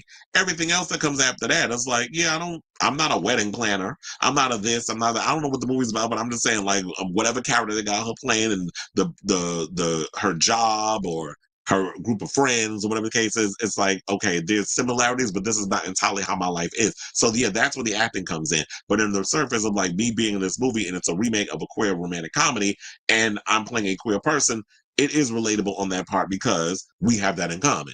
So it's like, it's unfortunate I have to break that down because, the slow folk will try to change the narrative into something else. So they basically said that Tran plays Angela, a woman trying to have a baby through IVF with her girlfriend Lee, played by Academy Award nominated actress Lily. Oh, Lily Gladstone's in this. And they said residing in her guest home are her best pals Chris, played by Bowen Yang, and his partner Min, played by Han Ji Chan. Now, Min, under pressure to return to his native Korea to take over the family business, hatches a plan with Angela, a fake wedding so he could secure a green card, and Angela, excuse me, could raise funds for IVF treatment, all while pleasing Min's old-fashioned family back home. Okay, this sounds like a pretty good movie. Like I said, I never saw the original, but I'm like, this actually sounds pretty good. That this whole, with all this chaos and so on. So look, the IVF thing, the her best friend trying to, marry her so that way he can secure a green card so he doesn't have to go back and work the family business. I'm sure that is not how they are in real life, but the gay stuff is, like I said, the root of the situation. She could relate. The star-studded cast also includes Minari Oscar winner Yoo Jung Yoon as Min's grandmother and Joan Chen. I love me some Joan Chen as Angela's mother. On her own coming out journey, Tran told VF, "I came out to my mom in a very specific experience. The scenes that I have with Joan Chen in this movie are very similar to the experience that I had." Tran, has long been a champion of LGBTQ plus inclusion, previously stating that she believes her character in Disney's Raya and the Last Dragon is queer and that she would be overjoyed to do a queer sequel. I think if you're a person watching this movie and see representation in a way that feels really real and authentic to you, then it is real and authentic. This is what Tran told VF back in 2021. And she said, I think it might get me in trouble for saying that, but whatever. Well, yeah, because they like to code things over there at Disney. And here's the thing. I feel like with this current administration that's about to happen, um, I feel like a lot of gay stuff and trans things and things gonna be put on the back burner, especially at Disney. Now, other places probably will still continue to still do their jobs, but I feel like Hollywood, Disney especially, is going to focus more on more MCU stuff and the animated things where they want to show representation, which is the only thing that we basically want. I feel like it's going to take a back seat for the next 4 years. So I still to say congratulations to Kelly Marie Tran for living in her truth. And I definitely want to check this movie out when it comes out. So whatever your thoughts are on this situation, let me know in the comments down below. Okay, so oh yeah, you read that. This the NDA means nothing these days. Okay. Um, oh, you always watch me at the gym. How do you get a workout in with all this yapping? Well, I know some people can actually watch podcasts and things. Me, I can't. I need music and all that other stuff. So I can't listen to like talking or whatever. I need like motivation when I'm exercising. Anyway, all right, so let's move on and let's talk about August Alsina because the word on the curb is Miss Mamas is single. Now, I want to give a shout out to Gay Magazine, who pretty much had this tea about August Alsina after fans started to speculate that August and his boyfriend Zoo had broken up after they started removing photos of each other off of Instagram. Because that's how we find out about the gays no longer together. Is when you start, clearing out the Instagram. So, according to Gay Magazine, it said the following. It said, it appears love don't live here anymore. It said, it appears love may no longer be in the air, for love is in the air. For R&B singer August Alsina and his boyfriend Zoo, fans recently tipped off Gay Magazine with reports that the couple had seemingly gone their separate ways after purging their Instagram accounts in joint photos and unfollowing each other. Now, most notably, the two even deleted photos featuring their joint promotional efforts for their fragrance line. I think it's Le Joss, sparking further speculation that the relationship may have ended. I didn't even know they were doing all of this stuff behind the scenes. But kudos to y'all. That's why I said, child, I don't like the whole joint fragrance line because once business goes, whatever, once y'all go y'all separate ways with the relationship, it's like the business kind of suffers. So they said neither Alsina nor Zoo have publicly addressed the rumors as of yet, but the social media cleanup has fans wondering if the couple's romance had come to an end after being public for 2 years. Gay Magazine first reported on Alsina's groundbreaking moment 2 years ago when the singer came out as part of the LGBTQ plus community on the VH1 reality series Surreal Life. Now, during the show, August introduced Zoo to the world as his partner, earning widespread admiration for their authenticity and love. Their relationship quickly became a symbol of visibility and acceptance in the Black LGBTQ plus community. Now, for the past 2 years, August Alsina and Zoo have shared glimpses of their life together. Fans even watched them expand their partnership into the business world with the launch of Le Joss, which they described as a celebration of love, art, and individuality. As of now, fans eagerly await for an official statement. Whatever the case, the love they share remains a moment of inspiration for many. After all, the communication they shared was strong enough for August Alsina to open up more about his sexuality. So, I hope they didn't break up. I liked August and Zoo together. And, stuff happens. But this is why I always say, like, let's not put our tea on social media. First of all, these are two pretty boys. They both pretty, honey. Um, and Zoo especially, the kind of like it's one of those situations where it's like you hunching your twin because they kind of look alike. Skinny, face beat for the guards because it looked like y'all that skin the skin is popping. They're on the boat having a good time. And what's the people saying in the comments while I let this play? So my friend DJ Baker said the following. He said, I refuse to believe this. And what's worse is I'm clearly the only person that was wishing for damn wedding bells. Great, I give up. Oh, and they said, Splash T is in the comments too. Hey, girl. Said, clearly this has something to do with the elections. I hope T.S. Madison still get married. Wait, they're talking about that has something to do with the elections. Wait, what's the tea on that in regards of like what? Do they have opposing views politically? Is like August Alsina was for Kamala Harris and Zoo was for Trump, or is it vice versa? Like, I want to know what's the tea, sis? Another person said this man ain't never say that was his boyfriend. Y'all said it was. Oh, so now we gonna play obtuse?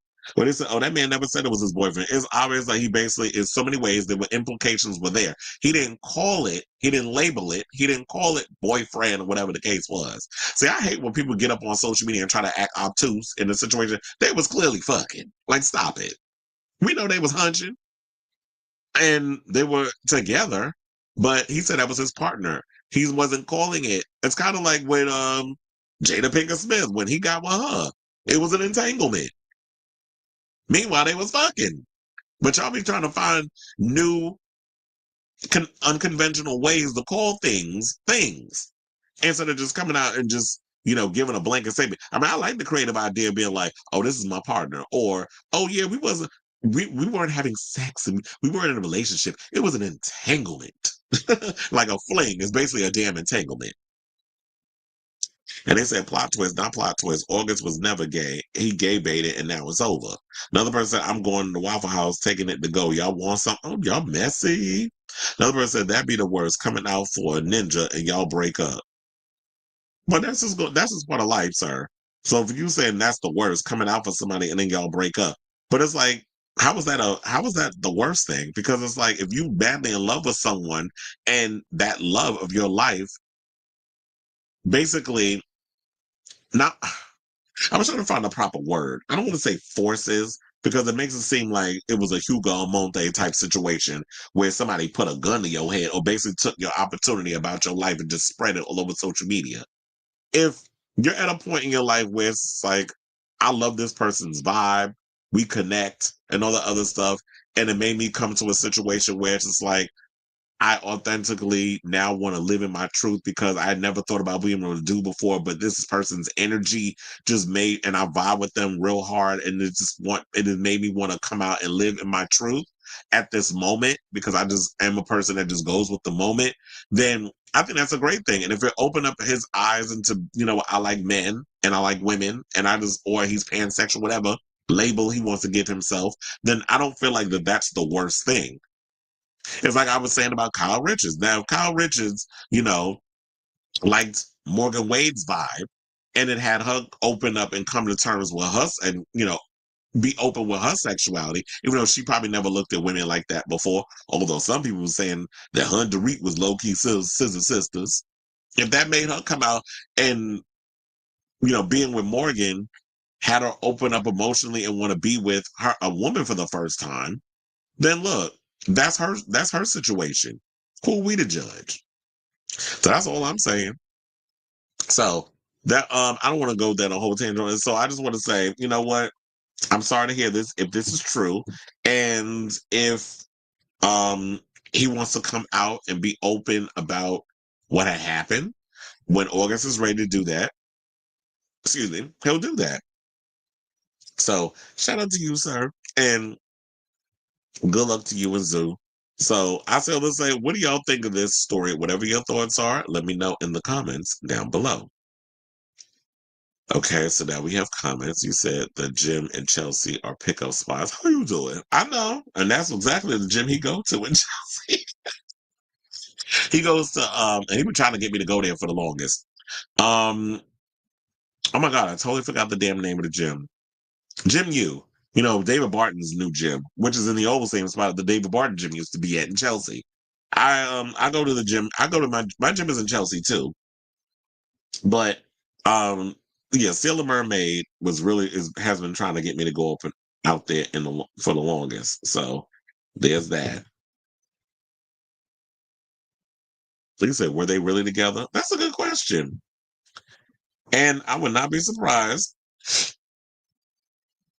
if they were out here, you know, that it was a clout type situation. As I said, I would not be surprised.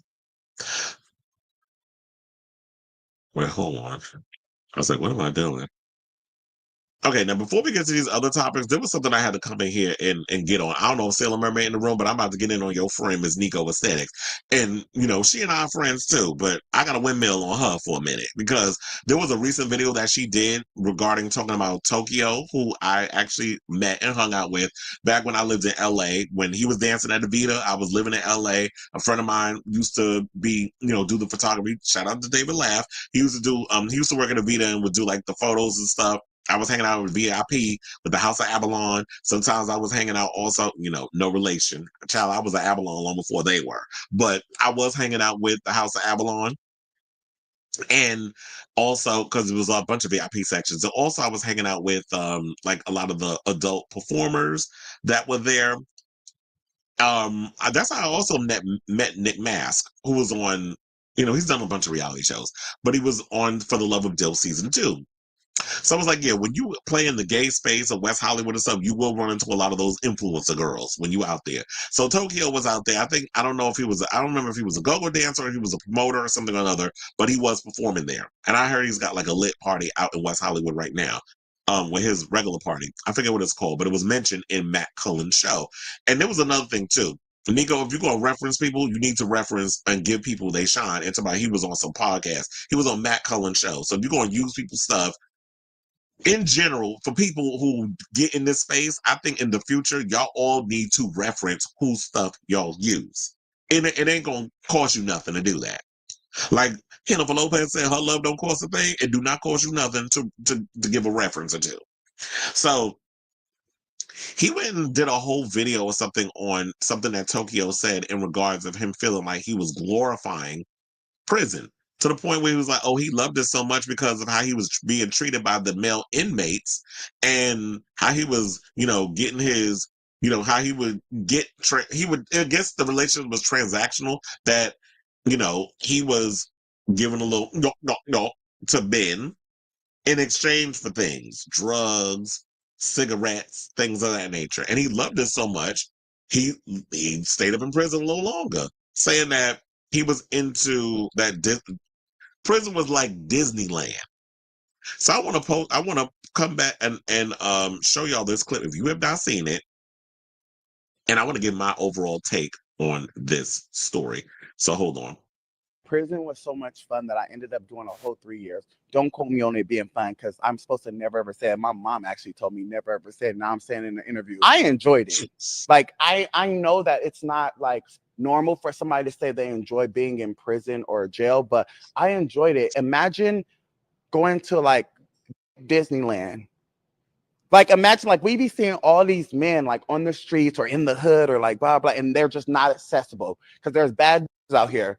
Why guys don't want to? Because there's some bad out there and they like pussy, so they ain't gonna fuck us. But imagine these fine asses behind bars, never able to even smell the scent of some pussy, but all they get is your pussy. Okay, cunts.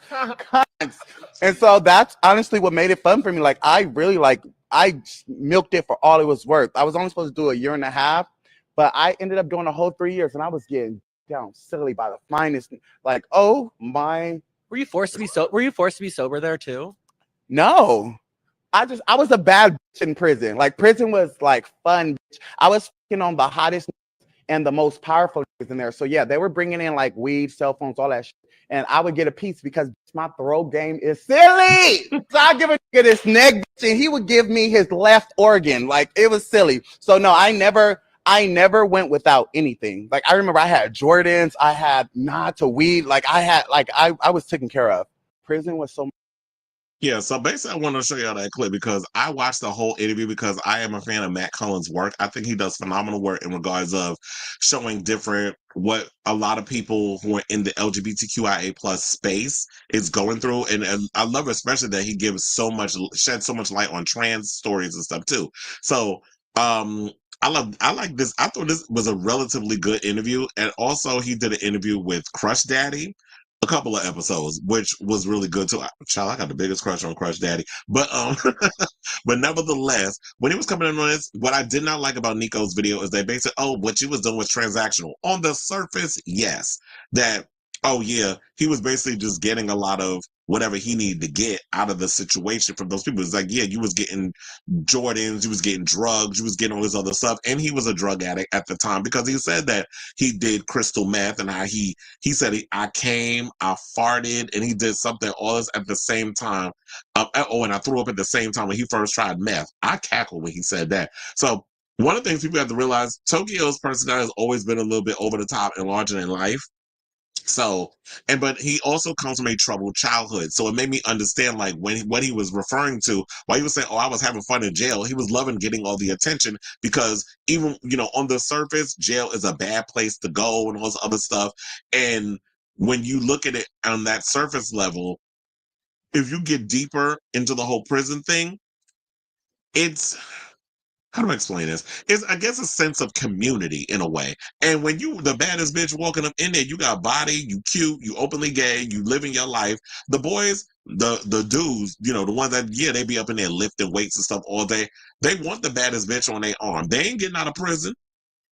So when you got that fantasy also of like, you like them hood ninjas that you grew up with in the hood or whatever, because here's the thing, I can relate because I'm from the hood. I was born and raised in Brownsville, Brooklyn. So I relate to what a lot of Tokyo was saying. And what I guess irritated me was that I feel like because Nico, that's not your background, you kind of was looking down on ratchet sex workers. Because once upon a time, says you was not a sex worker, but now all of a sudden because you was talking about him so much, and this is not a read, I'm just saying, just because you was you've been talking about him so much, then you decide at one point, if you can't beat him, join him, because people was reading you, oh, you got all this to say about the adult performers, but now you want to join in, and that's your prerogative. If you make your coins how you want to make your coins, but I just feel like it just came across a bit classist in the way he was going in on this topic, and had the nerve to equate it with what ATL Tay is dealing with in jail. That's a whole nother situation. Now ATL Tay is locked up because I think he was speeding down the street and knocked some woman off the bridge, and she had to get a bunch of metal rods and stuff on her back.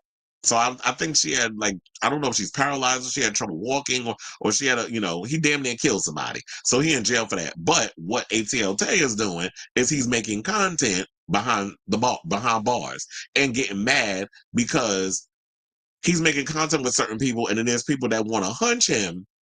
And he's at a place where it's like, oh, I don't want to be doing stuff with everybody. And they're trying to harass him in some sort of way. It's not the same thing. Tokyo said when he went to jail, because he had to prove himself, some dude tried to step to him, someone who said he was a boxer. He said he knocked the dude out. Once you sit and you go up in there and you prove yourself, ain't nobody gonna mess with you. So Tokyo had to go up in there and and I understand how those boys are. When you are someone who's got a bit of femininity up in you and you grew up in the hood, you got to be able to fight. You got to learn how to fight. And that's how I was when I was a kid. I used to get in mad fights when I was little because people called me the F word or called me all these names and stuff. So I had to learn how to defend myself.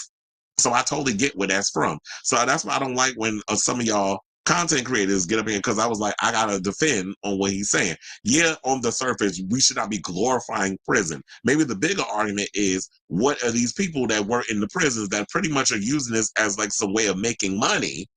Because that's basically what prison is. Prison is the new goddamn slavery. When they're making so much money off these people being in jail, maybe that's the real conversation we should be having, instead of going in on a homosexual that went up in there and said it was like the Disneyland of dick. Because I could pretty much get whatever I wanted, and I love being spoiled. I like having all this attention, and I didn't want to go back to living on the streets and being homeless and going through these other things, because 3 hots and a cot and getting spoiled is way more fun than me being a bum and a nobody out in the damn street. So I totally got where he was coming from with that. So I just didn't like, so regardless of how y'all feel, here's the thing. I do love the fact that I applaud him and appreciate him for his shameless honesty. Now, I know a lot of people just can't take when you unfiltered. My mouth, y'all know, is unfiltered. So a lot of people can't take it when you when you say things and say, well, damn, I better say it like that. Because how else am I going to say it? I don't know any other way of saying it. So that's what he did. It was like, you know what? He milked it for all it was worth. And that's that. So that's all I wanted to say on that and I think what inspired this video is that some friends of mine in the group chat basically was bringing this up and saying that I should, I still love you, Nico, but I just wanted to say, like, I had to put this out here because I just didn't feel like the equation of him and ATL Tay, I just didn't feel like it didn't work for me. Because they were saying, like, not to say, he said, because one of my friends texted, and I ain't gonna tell you who, said you should call him out, not to say, because I said to me, I was just like, how I was irritated because we was having a conversation. One of my friends said because I sent them the video about Tokyo, it was saying prison is a Disneyland for gay people and what his Nico's video because they watched his video as well. And he said we saw it yesterday. I really think people are not seeing it from a different perspective. I actually understood what Tokyo was saying, and I was actually irritated by what his reporting on what Tokyo said. He and Tay are not the same. Tokyo wasn't making content in prison. He loved. I said he loved the attention because I realized I misspelled the word. He loved the attention and was also a drug addict. I also didn't like how he didn't credit Matthew, but I meant to put that. And then one of my friends was like, you should call him out, not to say really starting something, which I wasn't. That's why I was real careful with what I said. It's no shade, but I'm just saying. But I think others would agree. I didn't particularly like how Nico looks down on sex workers that are from the streets. Yeah, they ghetto, but it doesn't mean they don't deserve respect. He thinks he's better than other sex workers because he's doing work with Raheem. I don't even get on that because I already had a conversation with a friend of mine that likes to refer to Nico as Spicy Telemundo. And be feeling like that he could be a little colorist and stuff in his ways as well. I don't feel like that's what I get from him, that there's some colorism stuff up in there. That's a whole nother comment. You get with these homo taps, which are basically like the gay version of hotaps, where they come in and they feel like they could just they feel a ways that they don't like any kind of interracial mixing, where it's like I'm a product of mixed race. So I'm not against interracial relationships, but if you're gonna get in a relationship with somebody for the sake of trying to look down upon your own people and to big up the white person or whichever racially ambiguous person you're in a relationship with, I don't like those type of Negroes. I don't. I just feel like I'm all for interracial relationships, but don't try to tear down your own people to lift them up. So that's all I wanted to say on that. That wasn't part of the docket. I was like, I added that at the last minute, but I was just like, yeah, I might have to cut this up and put it on social media. But yeah, I wanted to talk about that. Child, not only in Atlanta, they in Texas too. Slowly the voice is coming back. He said, well, at least he was being honest. Absolutely. He said, oh wait, what happened? Team Dreads was the first guy that was doing OF. Oh, was he? Yeah, but and I was like, you know what? I guess I've come to the notification that it's not even always about who does it first, as who's ever the first to popularize it. Oh, hey Ezra, you said I saw that Nico video too and noticed him not naming Matt Cohen. I interpreted that as him trying not to be messy or drag him as a person, though hard to say which is the right approach. But that's why, and I love the fact that there was somebody in the comments that said, "Oh, I watched the full video, and this is what, this is what had happened." So, because it's like, what irritates me is that when I hear people, "Oh, I saw the clip on TikTok, and this is no." See, this is the problem I have with y'all. And not you, but I'm just saying this is the problem I have with y'all. A lot of y'all will see a 2-second clip on social media and y'all have the whole thing figured out instead of sitting there watching a whole 20-minute video, which is on YouTube. So, and that's why I think some people get bad, but oh, you just need to cut and get to the point. No, if that's what you want, then you go over there and watch the 1.5-minute videos where you try to judge everything down in 2 seconds over on TikTok. I'm giving y'all layers. I'm giving y'all the whole nuanced look so that way you have all the information. The problem is we're in a society now where everybody wants shortcuts and they don't want, they don't get the proper information on the things that they're talking about. The Chelsea housing project is getting knocked down and replaced. I started noticing, I didn't know they were doing that, but I've noticed that because I was in Chelsea the other day First of all, they got a new Target over there, right where the old, I don't think it's there anymore. The New York Sports Club was. That's a Target right over there across from BBQs, Dallas BBQs, which I love eating there because them pterodactyl wings, they be hitting, but then the food is not expensive. So that's why I like eating there. And I did notice that they are putting some new buildings and stuff over in that area, especially on like I think close to 30th Street. But I'm like, damn, y'all about to push people out? You said, oh no, that is bleak. I think it's gonna be great. Some projects have been renovated. But yeah, they're trying to hook up a lot of those buildings and stuff. But anyway. Okay, Cher. Let's move on. Let's talk about the diddler. Who is talking about how he sent a cease and desist to Shyne. But my question is this: how you sending a cease and desist about something when did he see Shyne's documentary over on Hulu? Or you going by with your minions, mainly them spoiled ass brats you call sons, is over here telling you. So Diddy is seemingly fed up with Shyne and his new documentary, issuing a cease and desist to its filmmakers. Now, a source said that Diddy is not trying to block the release of the film. Well, I don't know how you're going to block it when it's already out, but was looking to ensure that the facts were straight after Shyne alleged that he took the fall for Diddy over an infamous case 25 years ago. Now, a ref of the film made by ESPN's Anscape did not immediately comment, but sources close to Diddy as well as the film confirmed that the cease and desist had been sent. Now, born Jamal Barrow, Shyne was infamously at a Manhattan nightclub in 1999 with his pal and boss Diddy and the Bad Boy Records founders, then gal pal, Jennifer Lopez. An altercation broke out between Combs and another man when guns were drawn, shots were fired, and 3 bystanders were injured from the pow-pow. Now, Shyne and Combs went on trial in 2001, but only his protege was convicted of assault and reckless endangerment. Now, Shyne, who is now a politician in Belize, served 8 years in the clink.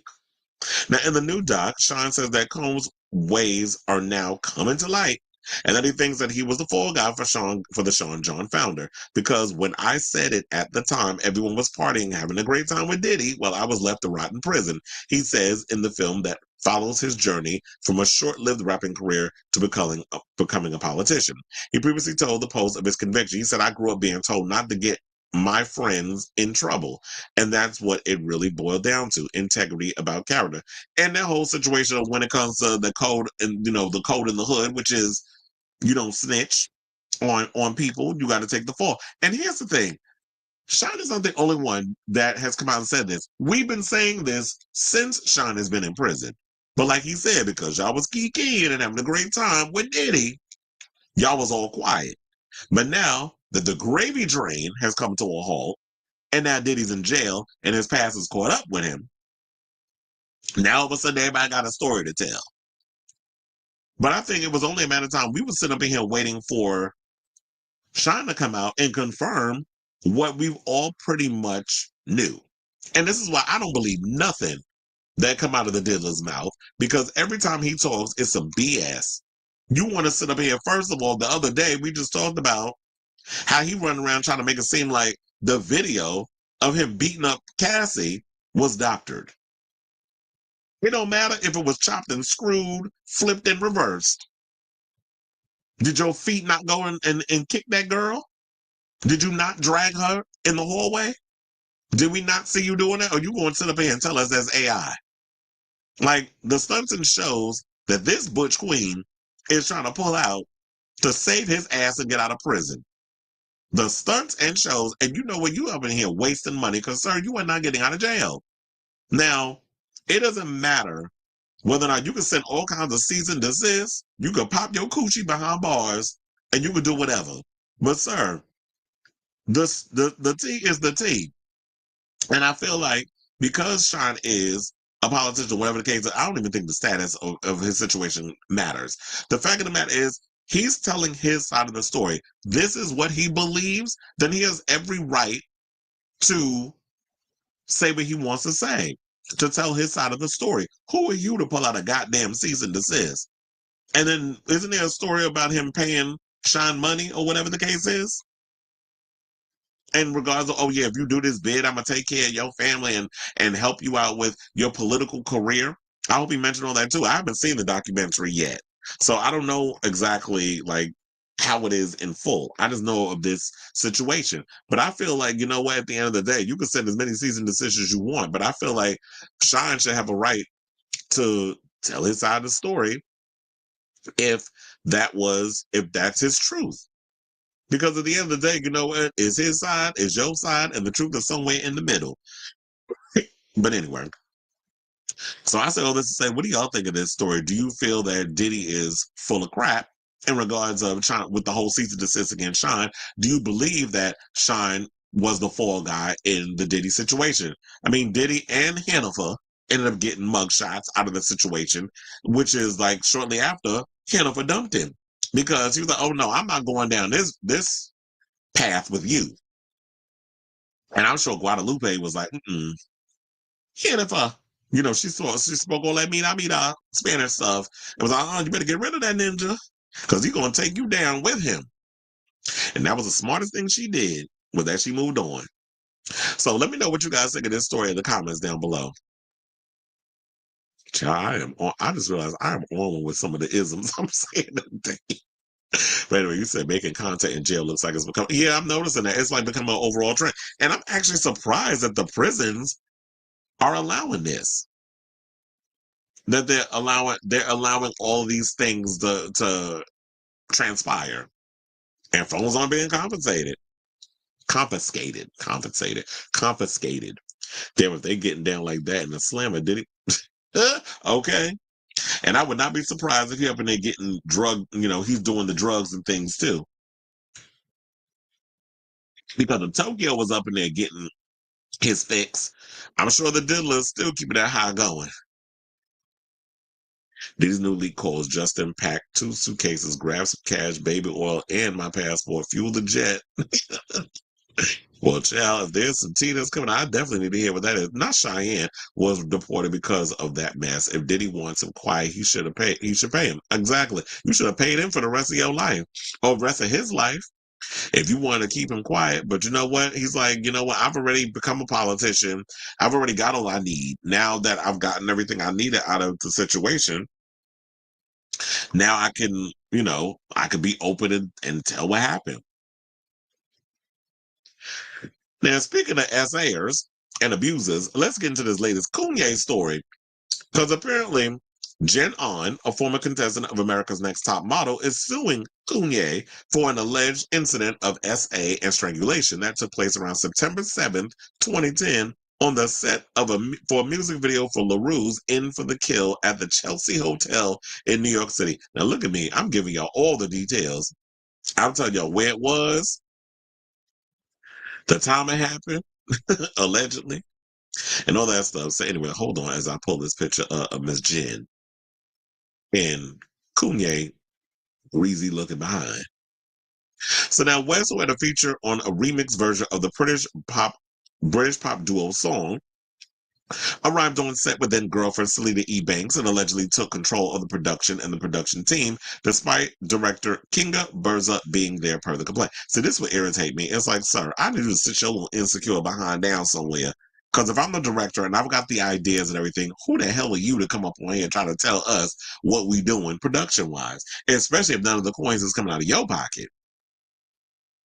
Now, it alleges that the Power rapper had models, including her, line up in a hallway and said in regards to her, "Give me the Asian girl," which made her feel uncomfortable, but she reluctantly acquiesced. The model, who was wearing only lingerie at the time, then told the runway rapper that she wasn't wearing very much, and he allegedly responded, "That's why I chose you." They then went to a long couch toward the back of the suite that had a camera facing it, per the suit. It alleges in her complaint that while on camera, West began to choke her with one hand and then wrapped his other hand around her neck and continued to strangle her with both hands. She also claims that the Yeezy found to smother her face with both of his hands, smearing her makeup. Now, he then rammed several fingers down her throat, continuously moved them in and out, and gagged her to emulate forced oral sex. The complaint further alleges. On claims, West shouted during the alleged offense, "This is art. This is effing art." I'm like, chill. He said, "I'm like Picasso." This little insecure ass troll really thinks he's a genius. I blame y'all because y'all sat up in here and y'all hyped this dude up like he was the second coming. And Kanye is a damn joke. He's a joke and he's a fraud and he has imposter syndrome. That's basically what I just get from this. I know I ain't no doctor. I'm not Sigmund Freud. I'm analyzing the situation. However, I get imposter syndrome down boots from this clown. And now he's a laughing stock. One minute he's Picasso. Next minute he's Michelangelo. Then he's Donatello. And then he's Raphael. Yeah, I'm naming all the goddamn Ninja Turtles. It's like he's all these people who were named after, iconic people anyway. Then he's Einstein. Then he's this one.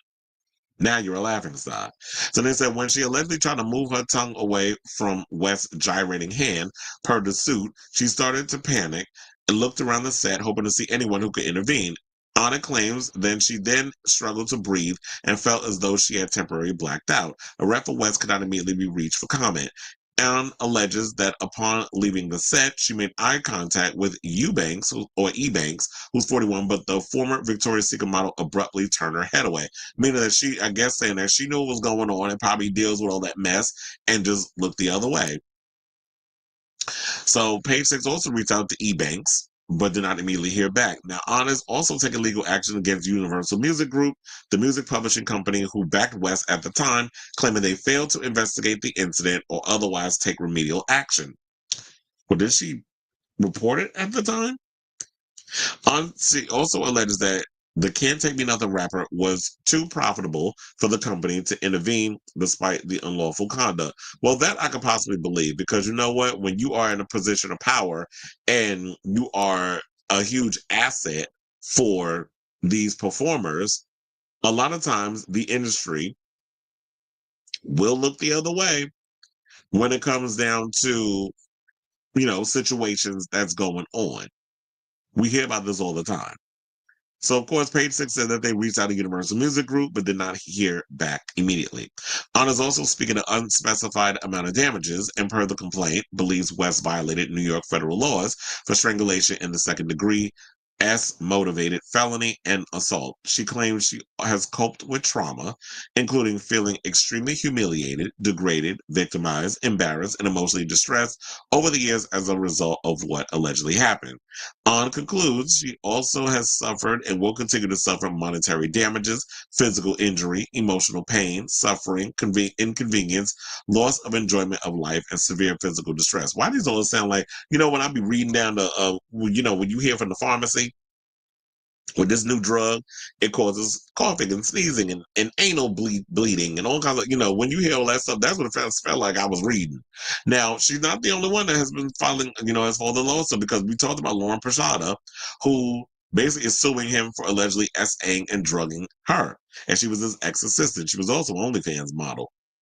And she alleged an amended complaint filed in October that her ex-boss hooked up with her without her consent at a studio session he co-hosted with Sean the Diddler Combs. So that's the latest on all of this. Now, West's lawyer has called Prashada's allegations as baseless and saying that the model pursued their client sexually to coerce employment and other material benefits.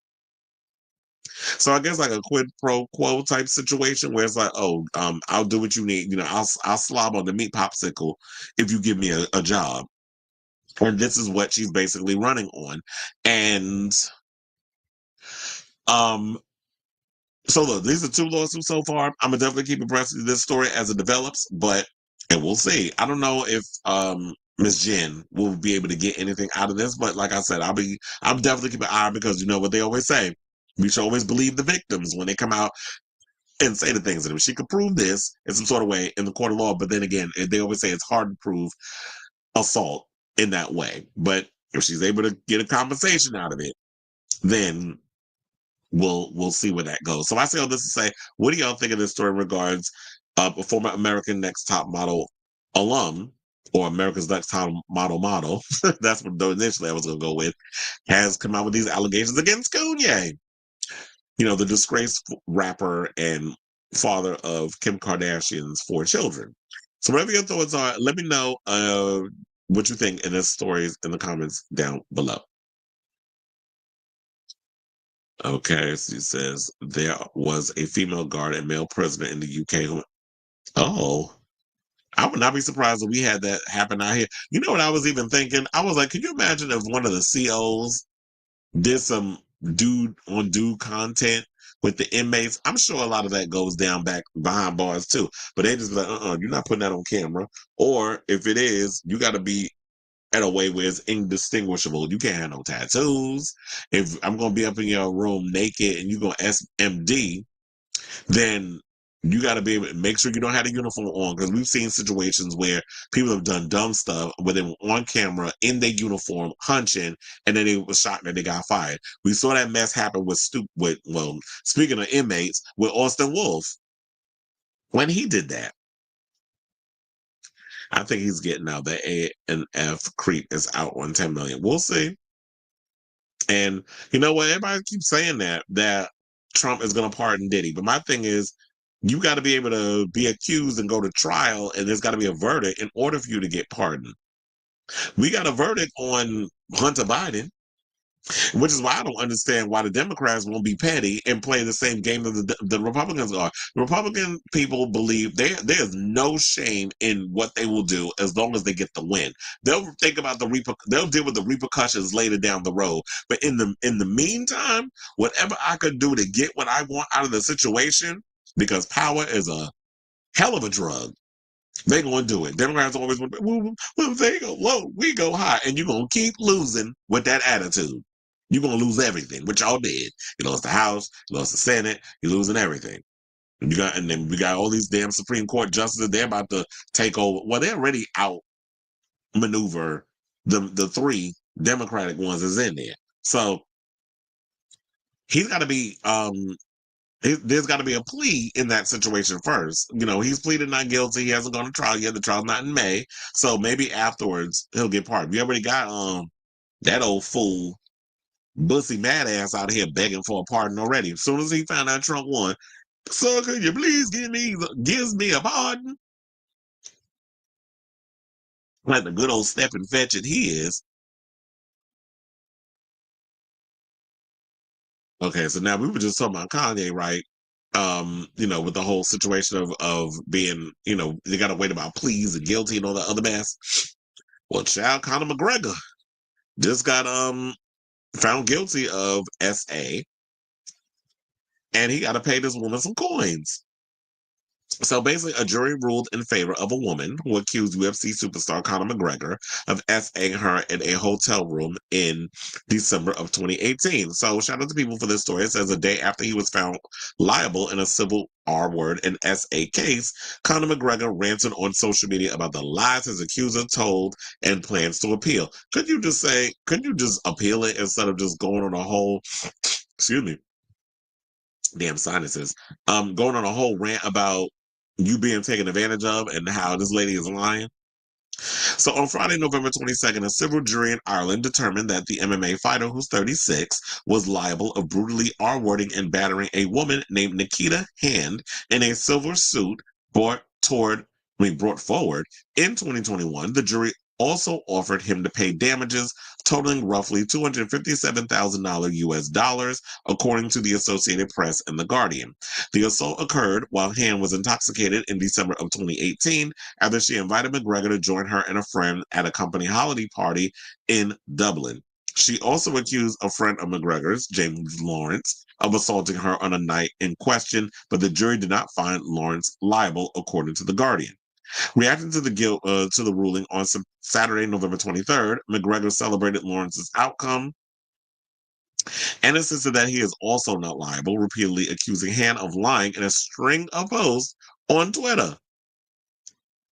I said, so basically at first McGregor shared an Irish Independent article whose headline included a quote about justice being served and reiterated his previously announced plans to appeal the outcome, saying justice was served for James Lawrence. Yes, deplorable what they done. The athlete wrote, Nikita Hand, vicious liar, and in caps put appeal with an exclamation point. He then shared another online story about the outcome of the case, this time including a quote from the Minister of Justice of Ireland, commending Hand for her bravery and determination following Friday's outcome. Falsely accused a man of rape and lost, McGregor wrote alongside the article. Then, in a long rant, the MMA fighter once again accused Hand of lying and said that he is not done yet, saying two men falsely accused. This is what the November 23rd post began. One vindicated, the other soon to be. Congrats, James Lawrence, on absolute exoneration. Twice this heinous accusation was put, to you, and twice it was shown as, in caps, false lies. In uncaps. It is absolutely disgraceful that what they put you through here, disgraceful. I look forward to seeing you further vindicate yourself and lambast those responsible in court. So, yeah, he just kept going on and on. Oh, this child is more. Is it bad to say that? You know what? I do find Conor McGregor kind of sexy though. Especially, did you see him in that movie Roadhouse where he was butt naked? I'm like, okay, the cheeks is shaking. But anyway, let's not sexually gratify the man. Let's get back to the story. In all seriousness, we know what happened that night. The athlete continued. Everyone present knows, yet it was ignored. Every single statement of persons present on that night was ignored, and they all disputed Nikita's lies. Well, if everybody knows what happened, then what in the trial did they bring any of these people to the stand to corroborate basically what happened and say that she is lying and that it was consensual? Now, maybe it was consensual in the beginning, and then there was some things where she was just like, "Stop! I don't want to do it anymore." And she may have changed her mind, and you just was like, "Well, you was already in the mood, and you wanted to keep going," which is why some of you men, no means yes. I don't know. I wasn't there, so if these people were they brought forward, because then how do we know if they're telling the truth or if you're telling the truth? It's as I said before. There's her side, there's his side, and the truth lies somewhere in the middle. In the same post, he called Hand's accusations absolute nonsense, accused her of changing her original story, and questioned the legitimacy of the court that ruled in her favor, saying that how these lies were accepted, I will never know. We are not done yet, not by a long shot. No chance, the MMA fighter concluded. On we fight. Justice and truth will prevail. Appeal, appeal, appeal, as well as other. Congrats, James. Onwards and upwards. So that's the latest story on that. And I like Conor McGregor as someone who was a fan of UFC, and I've been a fan of UFC for like a long, for about a decade. So it's unfortunate to see like this would be, Conor McGregor would be caught up in something like this. But then, some people would be like, I'm not surprised because he has a bit of cocky and arrogance to him, but that's athletes in general, which is why I never understand if you're in a position of being an athlete, and I know that our wording someone is not about sexual gratification. It's about power. That when you put yourself, why would you put yourself in a position to be like, you know what? I'm going to SA somebody because I'm bored with actual sex. So I need to get caught up in other things. Like, the stuff that they were saying about Armie Hammer with him eating people and all that other mess. Because it's like, y'all got y'all little kinks and fetishes. And then people, I guess, don't want to comply. So I will definitely keep abreast of this story as it develops. It's unfortunate that, Conor McGregor is caught up in this mess. But you know what? If you're going to appeal it and you have all of what you need to in the situation to be vindicated, then put in the coins and do what you got to do. And we'll see what happens when it happens. So I say all this to say, what do you guys think of this story? Whatever your thoughts are in this case regarding Conor McGregor having to pay that money for allegedly SAing someone. Let me know what you guys think of this story in the comments down below. Okay, so said something read that already. It said, haven't you noticed how grimly 34th Street area is? But yeah, I was over there yesterday. I was pissed off because I wanted to go into 7-Eleven real quick and get something. And that whole spot, like from 7-Eleven to when you get to the subway on 34th Street, Herald Square, is blocked off because they're setting up for the Macy's Thanksgiving Day parade. So you can't even get in there. You can't get in there. You can't even get into the Sephora. You can't get in none of those stores. I don't know if today they may have allowed people to get up in there, but last night when I was leaving the Dave Matthews concert, um, that whole spot was blocked off because the people were outside setting up for the Macy's Thanksgiving Day parade. I'm gonna be nowhere near that spot. I'm gonna go work out and all my other stuff and work this week. But in between that, I'm staying as far away from Herald Square as possible, unless I have to be over there because I have to work. But yeah, I'm staying away from that. But yeah, it is kind of grim over there. Okay, so now let's get into this Lil Wayne story because apparently he's a little upset at Kendrick because Kendrick dropped a new album over on Friday, which I had no idea. I was telling a friend of mine at work this yesterday because I was like, Kendrick put out an album. I was reading something on, I think it was Neighborhood Talk. I was going through my Instagram and I saw something on Neighborhood Talk and they said something about a track 3 and I was like, what? What, a track 3? And then I'm reading the comment. I was like, wait, did Kendrick put out a new album? So this is why I hate about social media because it's like, well, they did say it was a surprise album, so nobody was going to know. Nobody knew. He just he pulled the Beyonce and just dropped it on the internet. So I haven't listened to the album yet, but I have heard snippets and things online and seen people's commentary. So I happened to look and it was like, wait, Kendrick dropped a new album. So I was like, oh, so now I went in my Apple Music and I went and I added it to the library. Because yesterday I was listening to the new Linkin Park album and I listened to Marilyn Manson's album, which are actually pretty good. I know what I said about Emily Armstrong and I still stand 10 toes down on the whole thing about Scientology. But I thought she did she is a good successor to the Linkin Park brand, in my opinion. I may do a whole review of that down the road, but I was just telling you, just want to give you a mindset of what I was listening to yesterday. So I was in my rock music bag yesterday. I wasn't really in the mood to listen to no hip hop or house music or whatever the case was. I was in my feelings yesterday, so I was listening to rock music, a lot of emo rock. But Lil Wayne, after Kendrick basically dropped his new album called GNX, where he basically addressed being chosen for the Super Bowl halftime in New Orleans over Lil Wayne, who is from Louisiana. Lil Wayne chimed in and gave his opinion on what was said from the song with Kendrick. So let's get into it. So on album track Whacked Out Murals, the Compton native regrets that he let Lil Wayne down pertaining to being named the Super Bowl LIX halftime show headliner. Say, I used to bump the Carter 3. I held my Rolly chain proud. Irony, I think my hard work let Lil Wayne down. That's basically what he said on the song. So K-Dot is set to perform, as y'all know, at the NFL Championship being held on February 9th at the Caesars Superdome in New Orleans, Louisiana.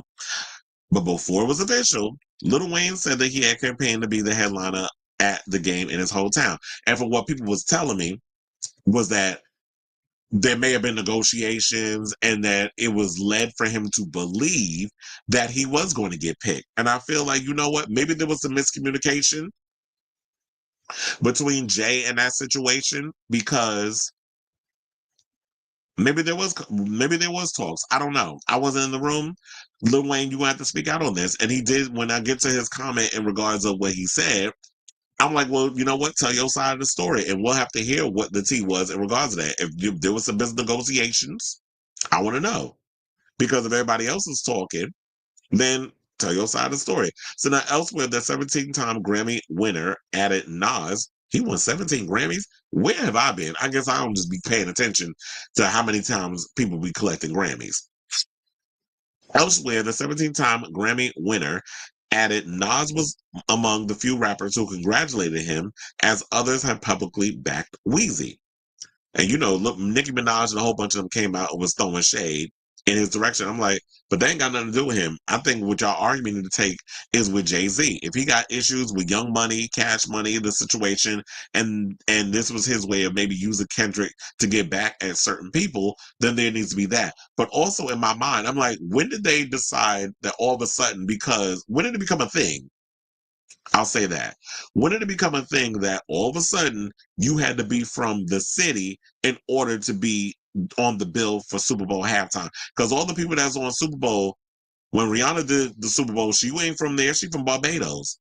Now the only time I feel like they did kind of play up the whole you have to be from that city in order to do it. Usher went Atlanta, even though technically he's from Mississippi, but he has made Atlanta his home. When you look at Dr. Dre in LA, when he brought those people out. But then if you look at it, Eminem is from Detroit, Michigan, and Mary J. Blige is from Yonkers. So, yeah, they had all them other people. And then also, speaking of Kendrick, he was a part of the LA thing. So where in people's mind, all of a sudden, y'all got it that, oh, well, now everybody has to be from the city that they're going to do the Super Bowl at. That has never been put out there. Now, if it has been kind of, that seed has been planted, then Jay need to come out and clean that up. Because everybody out here is running with all kinds of narratives and just believing whatever it is they want to believe. So now, Weezy took to Twitter to say the following, which, hold on, because I do have the tweet. So let me scroll over to it. He said, man, WTF I do. I just be chilling and they still comb for my head. Well, they still comb for my head. That's how you spell comb, Chad? Come. They said, let's not take kindness for weakness. Let this giant sleep. I beg you all. No one really wants destruction, not even me, but I shall destroy if disturbed. On me, love. Well, here's the thing. Kendrick, I feel like this was a moment for him to celebrate with the Super Bowl situation because this is the first time he's headlining. Yes, he appeared with Dr. Dre and has a little 2-second moment, but there's the opportunity for him to showcase who he is. Because here's the thing, Kendrick puts on an amazing live performance. We've seen him perform at the Grammys. We've seen him perform in other places. We've seen his recent show that he did. What was it, for Amazon? He definitely does what needs to be done as far as a stage presence. Me personally, when I look at Lil Wayne, I do not feel like he has what it takes for a stage like the Super Bowl, especially the type of content that he puts in his music. Also with his stage presence and stuff, I can't see it. Like I always feel like when I've watched Lil Wayne in the past, his live stage presence is very lackluster. It's very mid. I get it's like, oh well, the scissor and the seizures and things. There are a lot of people that got ailments that still get up there and give you a 110% with their performances. Celine Dion being one of the main ones, and so many others when they can. There's a lot of people that have issues, physical, whatever, that get up there and still give 110%. There is no excuse. So I hate the fact that people want to sit up here and make excuses for him in that situation. And I really need y'all to sit and ask yourself, compared to any other stage, the type of stage that the Super Bowl is a Lil Wayne feasible for that? And also he wound up saying that he doesn't want to share this because some people say, well, maybe he need to bring a couple of people out and perform him. He said, if I get up there, and this is a moment that I've always wanted since I was young, that I don't want to share the stage with people. So he doesn't want to bring out all these other people on the stage. So there's a problem there. Also, was his recent little festival thing that he did, instead of him to sit up there performing, he went on a whole rant about how he felt that they slighted him and they did him dirty at the Super Bowl, for the Super Bowl halftime performance. So when you up here bitching and moaning about not having this opportunity that somebody you feel like it was taken from you, because I gotta give y'all all the nuances. We're not just gonna come up here, well, he deserved to stomp your feet and have an attitude. When you sitting out here taking any moment for anybody to listen, to bitch about the fact that you weren't given this opportunity, how is Kendrick supposed to feel? I'm supposed to be loving the fact that I've gotten this milestone in my career, and here this dude over here just pissing in my damn cereal, and everybody's doing whole theses and coming at him. Other celebrities asserting themselves, and the conversation ain't got nothing to do with them. And you got commentators who are debating this, and it's like you trying to just ruin my moment, and you go openly on social media having a whole temper tantrum. But you talking about why he coming for me? I'm chilling him out of my business. No, you not, sir. And you gonna sit up here and say, what the WTF I do? I just told you what you did. And Kendrick said what he said in the song. So you can feel a ways about it. But I feel like the healthier thing that I want to see out of this whole situation is that take it old school, which is settle it on wax. We don't need a East Coast, West Coast pow type situation. We don't need it to get that excessive. It's come out, say what you need to say, tell your side of the story, and keep it pushing in the form of a song. So you can't just be, and there's one thing I can't stand is people who throw subs. It's like you can't feel a ways about something and then poke the bear, and when the bear attacks, then you want to play the victim.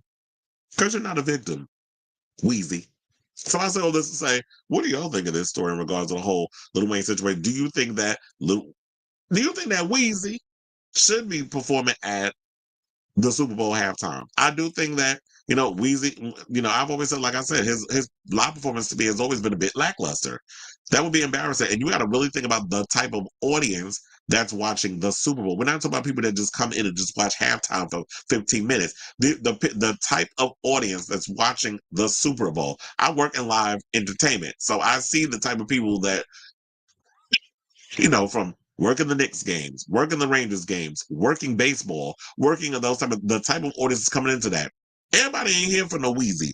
And I feel like Kendrick is probably a more easier pill to swallow on national television than you listening to songs about somebody mumbling and somebody eating coochie all day. Because you can't get that on TV. They're gonna be bleeping half of his damn music. So let me know what you guys think of this story in the comments down below. The pickpockets, the crazies. Oh yeah, I do be seeing a lot of homeless people and stuff over there. But here's the thing. That's why I was like, I always put my wallet and everything in my front pocket.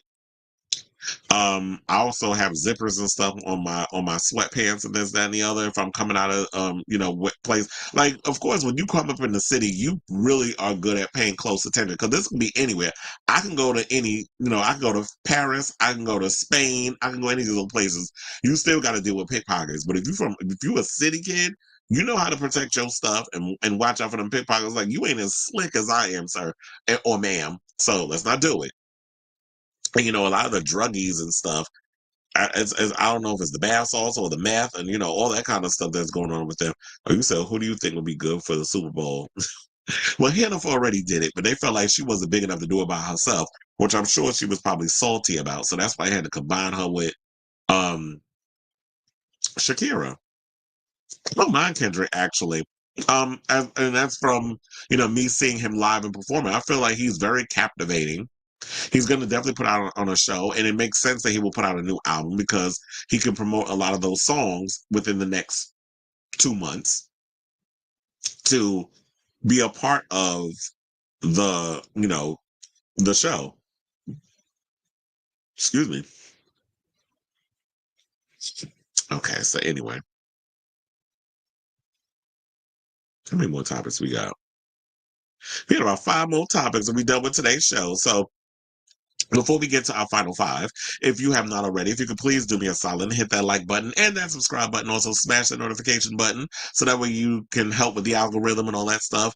And you'll know when I go live with the show and everything. Like I said, I'm trying to, even though I am a small independent show, I'm definitely trying to hit 2K by the end of this month, which is in a couple of days. And I'm almost there. I'm like, what?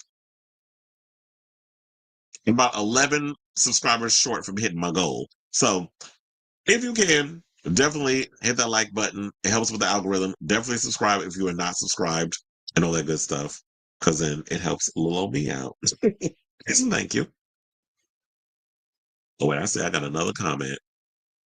Oh, you said, do the performers get paid? I don't think they do. I've heard that they don't get paid. I think it's because the Super Bowl, who sponsors them? I always forget. Is it Pepsi? I think they pretty much handle everything. Like if I ask for the stage and the costumes, all this stuff, they all pay for that. So, I think what the Super Bowl does and they realize you do get something out of it. It's because a lot of the artists, once they've done the Super Bowl, what it does is it helps with the streaming and people getting into their music and buying the music. Because revenue definitely went up for Usher, revenue went up for Rihanna, revenue went up for Madonna, revenue went up for Katy Perry, of course Beyonce, which she's done it a half dozen damn times, and so many others. Everybody that does the Super Bowl, it definitely helps with their popularity and their cachet in the music. I'm just surprised that Rihanna didn't capitalize off of that. But at the time, I guess she was pregnant, and she was probably over the music industry as a whole, which is why she's still taking 50 damn years to drop that follow up to Auntie. Now, speaking of Auntie, let's talk about Auntie Cohen. I was like, let me just go with it. Who basically is defending the Real Housewives of New York City reboot because, recently we talked about it on the show that Bethenny Frankel called the new reboot a piece of trash. We also talked about that, excuse me, that Luann co-signed on the situation, even though she and Bethany don't really see eye to eye on a lot of situations. She basically said that, you know what, yeah, they do. I do agree with Bethany that they bring some of the OGs back because quiet as it's kept, a lot of y'all are not watching the reboot. The reboot numbers are not really selling. I think they bring in over at least around a little bit over 200,000 views an episode, which is bad, especially for cable. So the Housewives EP, Andy Cohen remains optimistic about the changes introduced since the series revamped on season 14. He said, I really believe in this group of women. I think they're very aspirational. I think they're fun to watch, he said of the new lineup that includes Jenna Lyon, Jessel Tank, Uba Hassan, Bryn Whitfield, Cy Da Silva, Aaron Likey, and Raquel Shrevemont. But anyway, so they said Cohen acknowledges the significance of the original cast, which featured Bethenny Frankel, Ramona Singer, Sonia Morgan, Luann de Lesseps, and Dorinda Medley, and notes the legacy they built through 13 seasons and a spin-off series. However, life changes for the original members, including relocations to Florida for Ramona and Sonia. Well, yeah, after she lost that house in New York. So I'm going to move to Florida. They said necessitated a fresh start for the show. We had 13 great seasons, but this is a new group.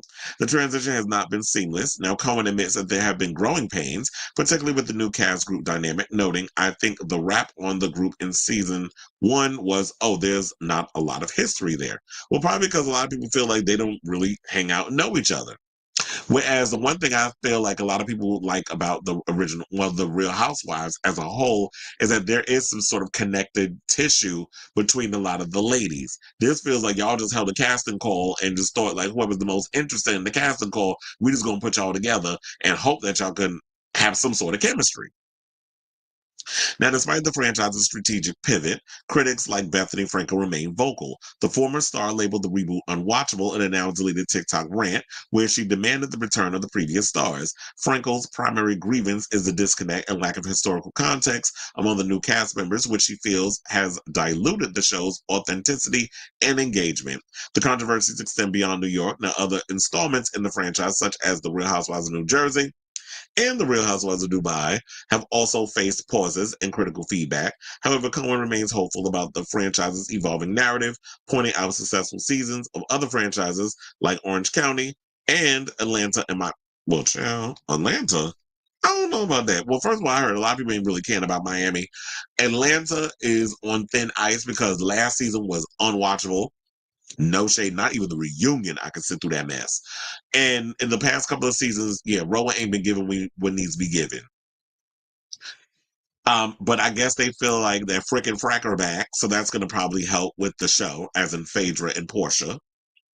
And then we have the drama surrounding Kenya Moore and Brittany Eady with the Revenge P that came out with her at the hair launch, salon launch, which we're going to get into that story directly after this one, because Andy has weighed in on that. So stay tuned for that. But I feel like in this situation, maybe, of course, Andy's going to come out and windmill hard for this situation because he's close to home. He's an executive producer on The Housewives. The Housewives is his only baby, which has countless spinoffs. He's still making coins off the back of The Housewives. So, yeah, he's going to defend it. But are you listening to the people? Majority of the people are not feeling New York. They don't think that the women are interesting. They find them boring, and the numbers are showing. But at the end of the day, he did say that the new direction aims to ensure the Real Housewives franchise captures both the nostalgia of original fans and the interest of new viewers. But according to them, I don't think that it has. And saying that he doesn't want you to necessarily go by what you see in cable, because a lot of people are not watching Bravo. Like when I watch The Housewives, particularly Beverly Hills, because that's the only one I've really been watching that's been giving me my life lately. And see, the first episode of the new season is giving me my life. I watch on Peacock. That's the only way that I can get Bravo, because like I told you, I don't have cable. So I use streaming services to watch a lot of the shows. And Peacock basically has Bravo. So that's how I watch in regards of that show. So Andy's gonna, Andy, of course, is gonna come out and be diplomatic in his overall opinion of the Housewives, because, like I said, he's still making money from it. That's his baby. He's gonna protect it at all costs. And yeah, everything is not gonna be an overnight success. But if the people are sitting there saying, everything's not gonna be a hit out the gate. Sometimes you got to give people a chance to warm up to the shows. But if you're having to put Dubai on pause because the show is boring, if you have to put and people don't care about these queens that's over there on that show, if you have to put New Jersey on pause because it's too toxic, and the fact that you can't even get Teresa Giudice to film with her brother and sister-in-law, or half the cast to basically film with each other, and producers trying to find a way to work around that but the show's all about the interactions. And then you had to go try to rejudge Atlanta and hope and pray that you could make something out of this show, because people were not feeling the last couple of seasons. Then maybe, it's time for a lot of these franchises to get the chop, because there's always, in everything you do in life, it has an expiration date. Not everything is supposed to last as long as like a soap opera. Which, when you look at General Hospital and The Young and the Restless and all of them, how these shows be lasting for like half a damn century. Shows aren't supposed to be built to be like that. Or like Law and Order SVU, which is in their 26th season. So I ask all of you this: what do you think of this topic? Do you agree with Bethenny, or do you agree with Andy? Or is there or is there a bit of truth on both sides? Whatever your thoughts are, let me know in the comments down below. Okay, Travis, he said, are there going to be wives on the show? Why hasn't Andy been canceled? That's a good question. Why hasn't he been canceled? Well, some people that I'm trying to remember exactly what the tea is on Andy.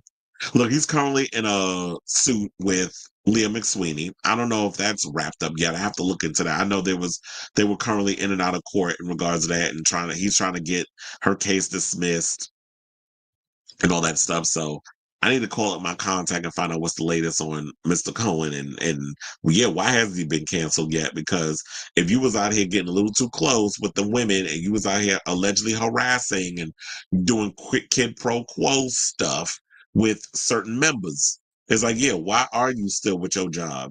And the hires up haven't fired you if you was up in here doing some misconduct, especially when you talk about, oh yeah, we did our own internal investigation. First of all, people who work at the studio should not be doing an investigation. There needs to be an outsider to come in and without bias to come in and do the investigation.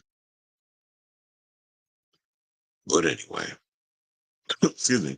Okay, so let's get into our other Andy Cohen story, because he has weighed in on Kenya Moore's recent interview on the Tamron Hall show, where she basically appeared to take full accountability for her actions regarding, the revenge plea towards Brittany Edie. And we played a bit of that clip on the last episode that we did, well, a couple episodes ago. I do so many episodes, I can't remember which episode I spoken on, but I did cut up the clip, and it's all over the social media platforms. If you haven't seen it, you want to check it out. So he basically weighs in on it when he spoke to Page Six's virtual reality podcast at Bravo's Fan Fest in Miami. He said, I thought it was great. I've talked to her a lot over the past few months, and I was happy to see that. Now, in June, Page Six learned that Moore, who's 53, shot partygoers when she featured a poster of Edie, who's 36, allegedly performing a baloney wash at her Kenya Moore Hair Spa grand opening with Bravo cameras rolling. The network launched an investigation, and despite Moore initially denying that she engaged in any revenge pee against a former co-star, Bravo did not permit her to return for the rest of season 16, which means that they said she was suspended. Now, we don't know if she was fired, but if she, like I said before, whatever transpired, I do feel like they need to keep all that footage into the show so that way we get to see how it all plays out, because Kenya spoke on it after denying it,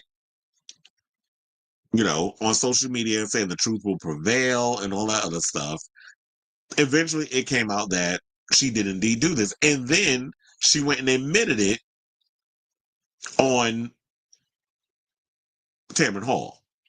And with you admitting that there, it's like, okay, so why'd you sit up in here and blow smoke about her behind and lie and say that you never did any revenge pee?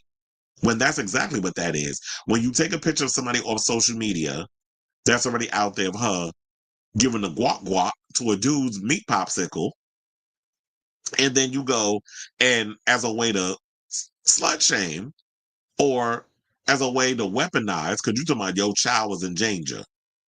How's whatever happened, a child's in danger? Did she threaten to unalive your daughter? So whatever little stunt and show that you were trying to equate with saying that this is why I did what I did, what you did was OD. And yes, you should be reprimanded for it. So I know people feel a ways about Kenya, but you want to know something, Bravo? Y'all created that monster. When you had her running around twirling and talking about Gone with the Wind Fabulous, and the people was eating it up, and then she came out with the fan. You know how we were like us homosexuals, I would like to clack the fan, I should say. I said flack, clack, CLACK. And then she was doing that, and we cackled. We lived for the moment. But then she took it a step further. Oh, I got to come with a new prop with the scepter, which caused Portia to black out and give her a beat down on the show. Surprisingly, she was still allowed to come back to work, as in Portia, because she put pause on somebody. So I don't want to hear nothing from you, Andy, about how you want to throw shade at Love and Hip Hop and Baddies and all the other stuff. Your shows is becoming very that. The lines have been blurred with, the demure and mindful shade regarding the housewives versus the overall ratchetness of what Lemmy got over there at the Zeus Network, or what you see with Mona Scott over at VH1. So I don't want to hear nothing regarding that. Your shows ain't no damn different at this point. The lines have been blurred, niece. So then they also said the network launched an investigation. Despite her, she was not invited back. Then on November 14th, the former Miss USA winner finally admitted on the Tamron Hall show, I believe the photos were very distasteful and I elevated the situation. I've elevated situations before and I'm taking full accountability for the things that I've done. I am sorry for what I've done. I didn't have to take it that far. And that's why I said, it's like, you know what? Kenya has been kind of goaded by the fans who watch the show, the production, because they want the pomp and circumstance. But then it's like when you go too far, they're more reactionary based off of what the reaction from the internet is. And then you end up getting suspended or fired, and then they gag. But you encourage me to do these things. And then you see the outcome. So, but the thing I took away from this mostly, which shocked me, he said, I talked to her a lot over the past few months, and I was happy to see that. So, him and Kenya out here talking. Who knew? So, yeah, as I said before, Portia Williams is coming back, and Phaedra. So, Frickin' Frank is coming back. And then this was, to wrap this up, she told Page Six in September. She said they shook up the cast, but it's a good thing. It's a good thing. I think people are really going to enjoy it. And then Annie was talking about how, like, with the whole serious casting and all this other stuff. So look, as I said before, I'm hoping and praying that they keep all of that in the show, what happened with Kenya, so that way we can get that narrative of, yeah, Kenya started out in the show at this point. You already filmed her stuff. It's probably going to be really difficult for y'all to edit around her based off of, like, group dynamics of certain people that she was having her scenes with. So it was like, let her be up in there and have her moment. And then we move on to, we get an idea of, like, okay, so this happened and this is why, and this is why we made the decision we made on suspending her because of this behavior. So we need all that to play out, because if y'all try to cut around that and y'all remove that from the show, I'm gonna be pissed.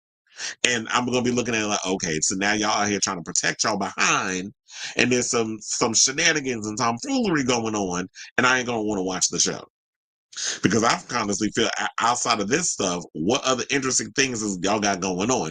And I guess we won't know that until we see a trailer, which hopefully is coming soon. Because I did hear that The Housewives of Atlanta is coming back, and I think in like March or April. So we should be getting a trailer relatively soon, probably in January. So I say all this to say, what do y'all think of this story regarding Andy Cohen's response to Kenya Moore taking accountability for what she did to Brittany Edie over there while they was filming The Real Housewives upcoming season? So whatever your thoughts are, let me know in the comments down below.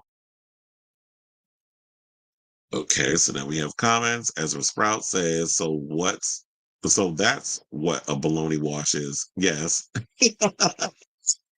It's funny how y'all didn't know what a baloney wash was. Yes, a baloney wash is a term I use for slobbing the knob, for essence, for sucking D. So yes, I was like, oh, bologna wash. So yeah, that's why when I use that in the beginning, that's why people are like, what is a bologna wash? It was a little situation that happened between me and a friend of mine. So he was like, these are phrases you use. Let's just use that in the intro. So I was like, yeah, bologna wash. I've been calling it that. So not a body wash. You talking about a body wash like washing a homosexual? Is that what you talking about? But yeah, bologna wash is what I just said. Putting your mouth on somebody's bean. That's what that is. But anyway. Okay, let's get into Miss Cher, who is opening up about possibly, she said she's going to be working on some new music. And a lot of it is inspired by her boo thing, as in Amber Rose's ex, Alexander Edwards. So she revealed on Jimmy Fallon, because she said that, she does have a Christmas album out, excuse me, which came out last year. And excuse me, I don't know how well it did or whatever, but Alexander did help her work on that as well.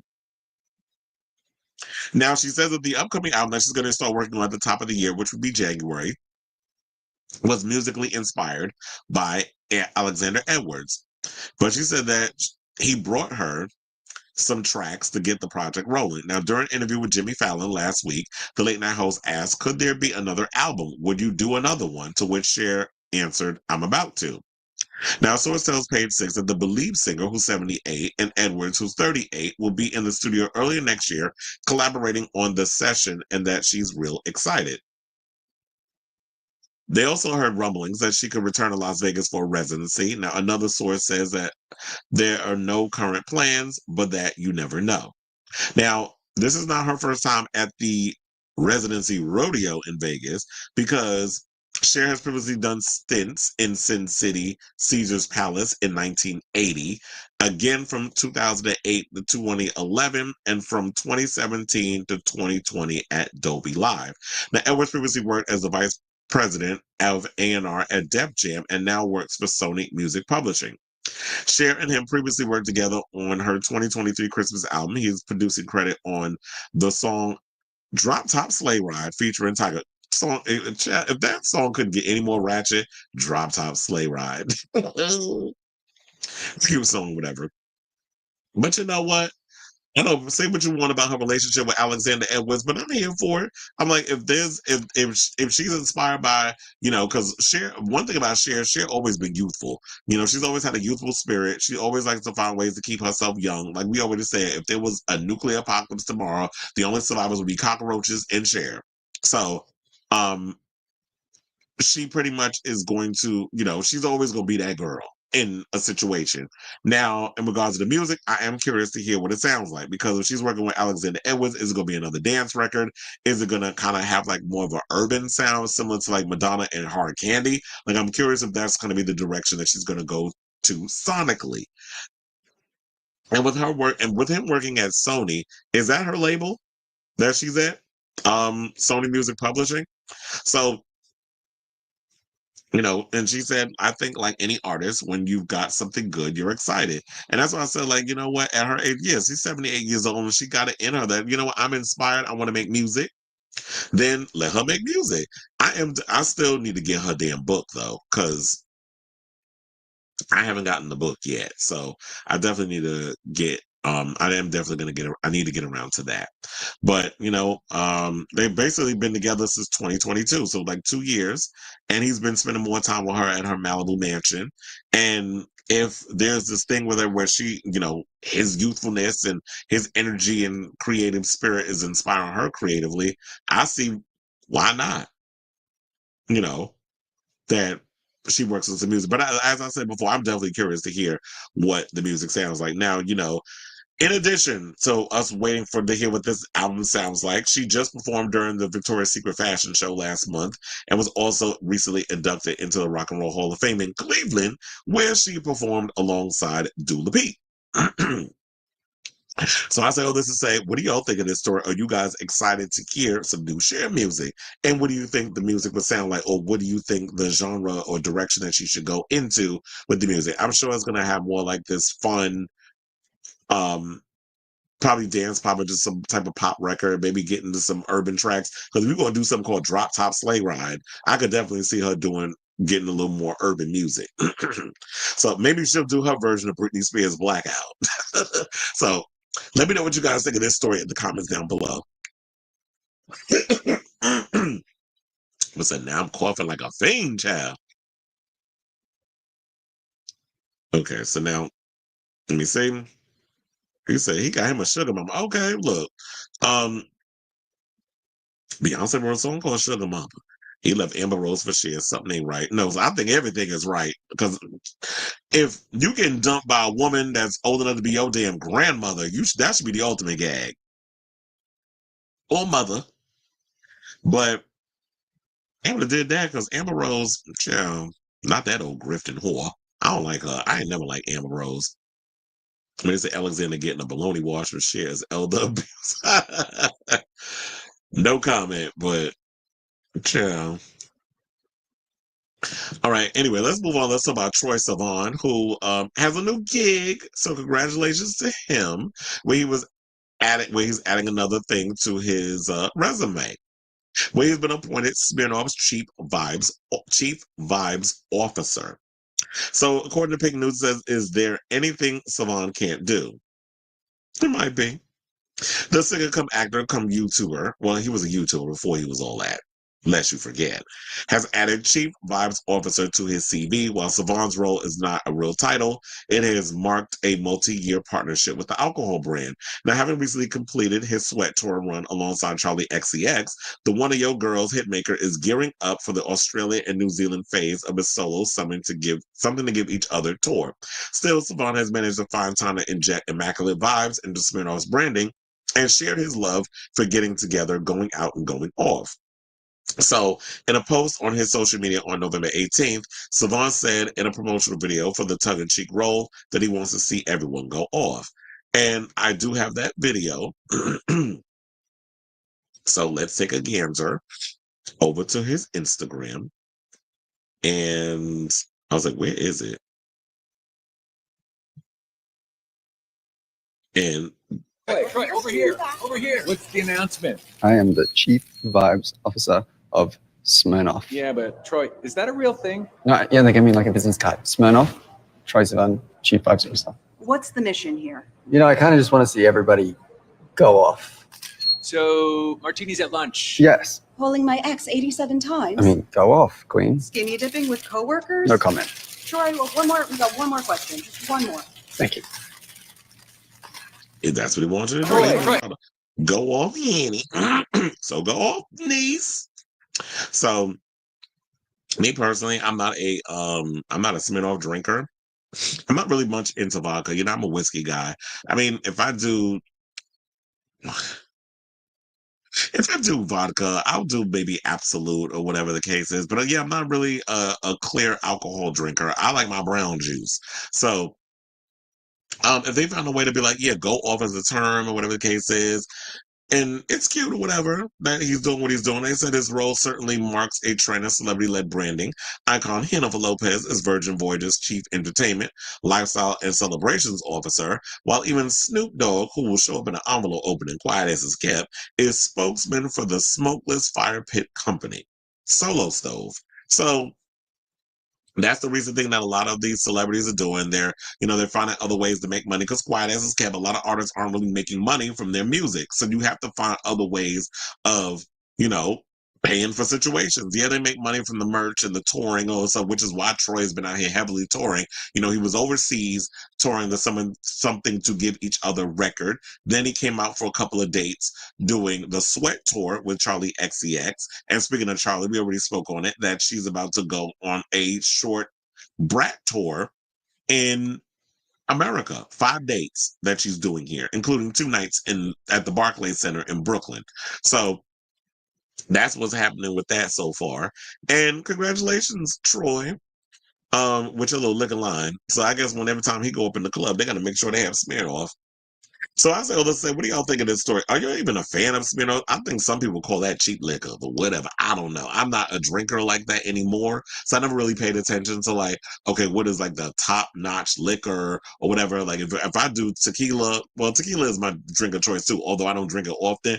But if I do tequila, I'm doing like Jose Cuervo or I'm doing Casamigos. So those are like the ones I pick up. If I do whiskey, I'm doing either Tennessee whiskey or I'll do like I'll even do Fireball or something every now and again. But I'm not really big on like I said, I'm not really big on vodka. But let me know what you guys think of him in this whole situation with Smirnoff in the comments down below.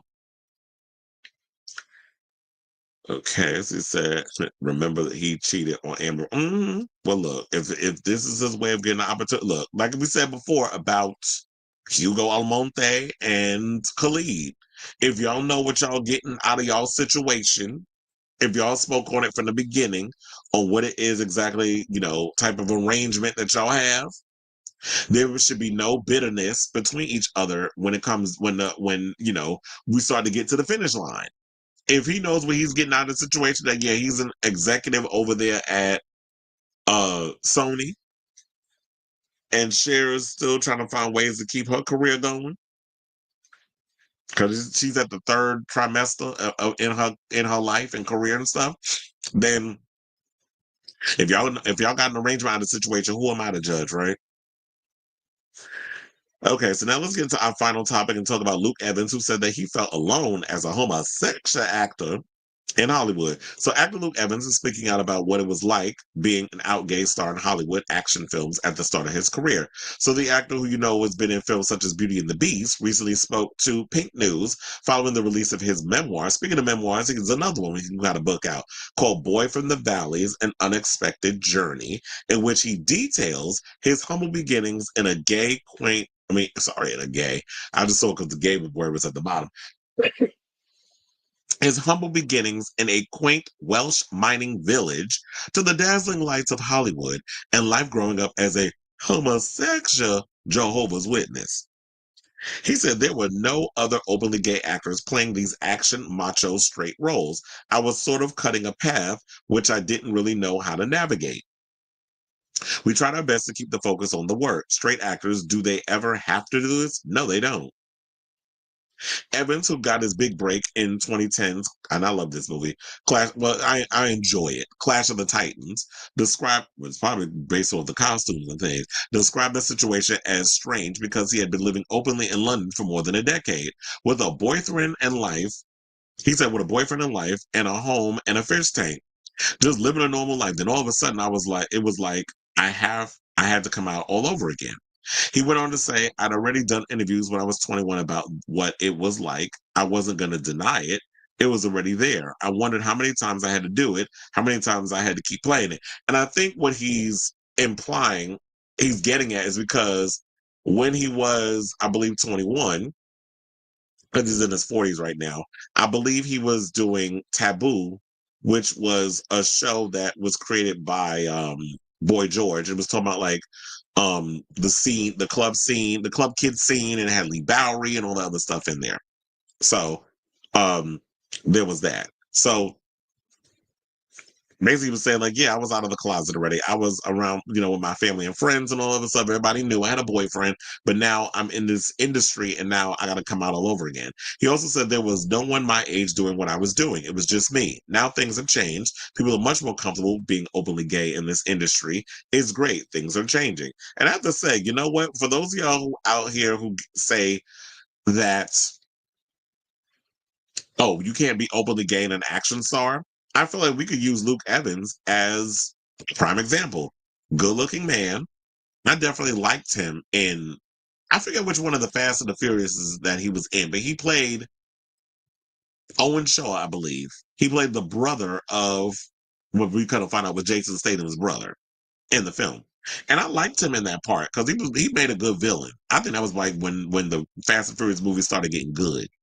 So I actually like Luke Evans. I've been following his career for a long time. I always like the usually stuff he's in. I ain't gonna say everything that he does is great, but when you look at this actor, because he's got these Hollywood good looks and he exudes masculinity, he's able to play these roles. So I feel like when these casting directors are people who run around saying, "Oh yeah, no one's gonna take a openly gay actor seriously in an action movie," we could use him as a prime example because it's like, well, you've done it already.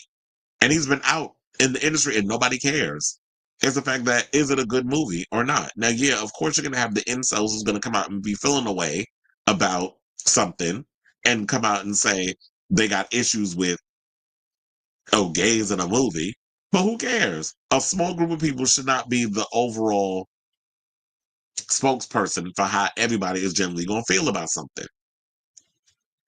So elsewhere in the memoir, they said that, oh, he also was in Our Son, the movie with Billy Porter, which I still have not gotten around to watching that. Where it's like they play a gay couple, him and Porter, and then I think they get a divorce, and there's like a big custody battle or whatever. I still haven't gotten around to seeing that. I know it's on one of the streaming services. I think it's Prime or it might be Hulu. So he said, I was bullied for being gay before I even understood what it meant. The worst nickname was Jovi Bender because it combined two aspects of my identity that could never be reconciled. Homosexuality is not accepted in the religion. He said, it's a terribly dark place to be as a child, knowing you're somehow wrong, but with no idea what it is and how you can fix it. He said, I hated school. Children can be horribly ignorant, evil little bastards, some of them. Anything slightly different about you and you're a target. And I was different in almost every way possible. So his book, in case you want to get it, called Boy from the Valley, An Unexpected Journey, is out now. But I totally could relate to him with that. It's sort of like when people are calling you, say, oh, you walk like a girl and you sound like a girl and you're an F word, and you don't even understand what that means. You're just being your authentic self without a care in the world. And then you people look at that and they clock you, especially with me and my experience growing up in the hood of Brooklyn. And then you hear people calling you all these names, and then you just end up spending a lot of time as you grow. And when we deal with as teenage, kids or awkward teenagers, that we're trying to find ways of like, who are we in this world? Trying to navigate through the world, figuring out who we are and our identity. And then it gets to a point where it's just like, well, now I have to dim my light a little bit. I have to dilute every aspect of who I am just so that way I won't be clocked. That somebody's not going to come out and see that I'm a homosexual and call me out on it and make it seem like being gay is a bad thing, or being gay, you want to use it as a slur. But Jovi Bender, that's wild to me. So shout out to fine ass Luke Evans. And I'll say all this to say, what do y'all think of this story? Whatever your thoughts are regarding Mr. Luke Evans, let me know in the comments down below. All right, so that was our last topic. And if you have any questions, comments, or concerns, drop them in the next 30 seconds. Before I get up off here, I'm gonna be on tomorrow. I'm gonna try to do a show on Tuesday. Also, I got to do some last minute shopping because I got to cook all this Thanksgiving food. I'm going to be doing. But so yeah, there's that because yes, I am cooking on Thanksgiving. I already got the turkey. I'm gonna have to put that out on Tuesday so it could thaw out. It's a big turkey. So I had to cook the turkey. I'm gonna make some stuff in. There was this idea that I saw when I was riding the train, but because we have like these, we have updated technology where it's like you can see like moving billboards and stuff. So there was this recipe that I saw, and I was like, I want to make like little muffins, but also add like cranberries to it, and it's got like the cream cheese, and I kind of want to make that and cook that and all this other stuff. So I don't know, I'm feeling festive. I'm feeling very much in the mood that I'm probably going to spend half the damn day of Thanksgiving cooking and prepping and doing all the other stuff. So I'm definitely going to be spending time doing that this week. But what I'm going to do is I'm going to attempt to give y'all a couple of shows before the holidays. Because it's going to be a long holiday weekend, so you might not. I'm going to do as much as I can in regards to that. So just wanted to give y'all a heads up. So was he in the? Wait, was he in the with Adam Sandler? Wait, huh? Was he in the movie with Adam Sandler? He might have been. Let's look up.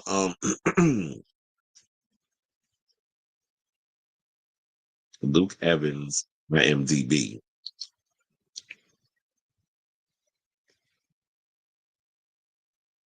We got his Wikipedia. He's been in a ton of movies. He's done Dracula Untold, Beauty and the Beast. They made a Dracula Untold too. Where the hell was I? He was in Weekend in Taipei, which I had heard some things about. Like an action film.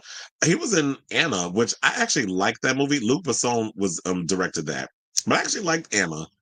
Shout out to the girl that was in it. I thought like the fight sequences and stuff in it was really cool.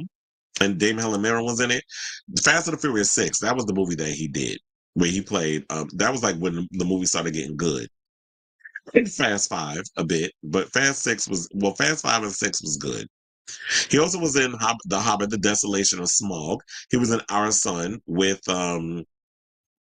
I don't think they ever came out with a Dracula Untold too. He was in Our Son, like I said, which came out last year with Billy Porter. Murder Mystery, Immortals, No One Cares, Midway. So, he's been in a lot of movies. The Girl on the Train, The Three Musketeers, Good Grief, The Hobbit, The Battle of the Five Armies. He also was in Clash of the Titans with Henry Cavill. He was also in Ma with oh yeah, I forgot he was in that movie with Octavia Spencer. Blitz, which Jason Statham looked like the same damn poster that they used for what's that damn movie for the Transporter. It literally looks like the same damn poster outline. So yeah, he's been in a lot of movies, but I don't see what this other movie where you were probably when you brought up with God Forgives. I like that movie with Ryan Gosling. I heard Mila Jovovich got another movie coming out. Speaking of it, because I've seen her in one of the posters too. Mila Jovovich, she's got a new movie coming out with Dave Bautista. I'm like, Cheryl, and of course it's directed by Paul W.S. Anderson. They said, damn, she only gonna get work whenever her husband makes something. So ooh, y'all shady for that. He was also in Robin Hood with Russell Crowe. Wait, what was the name of the movie? Oh, you said Murder Mystery. Let me see if that's in here.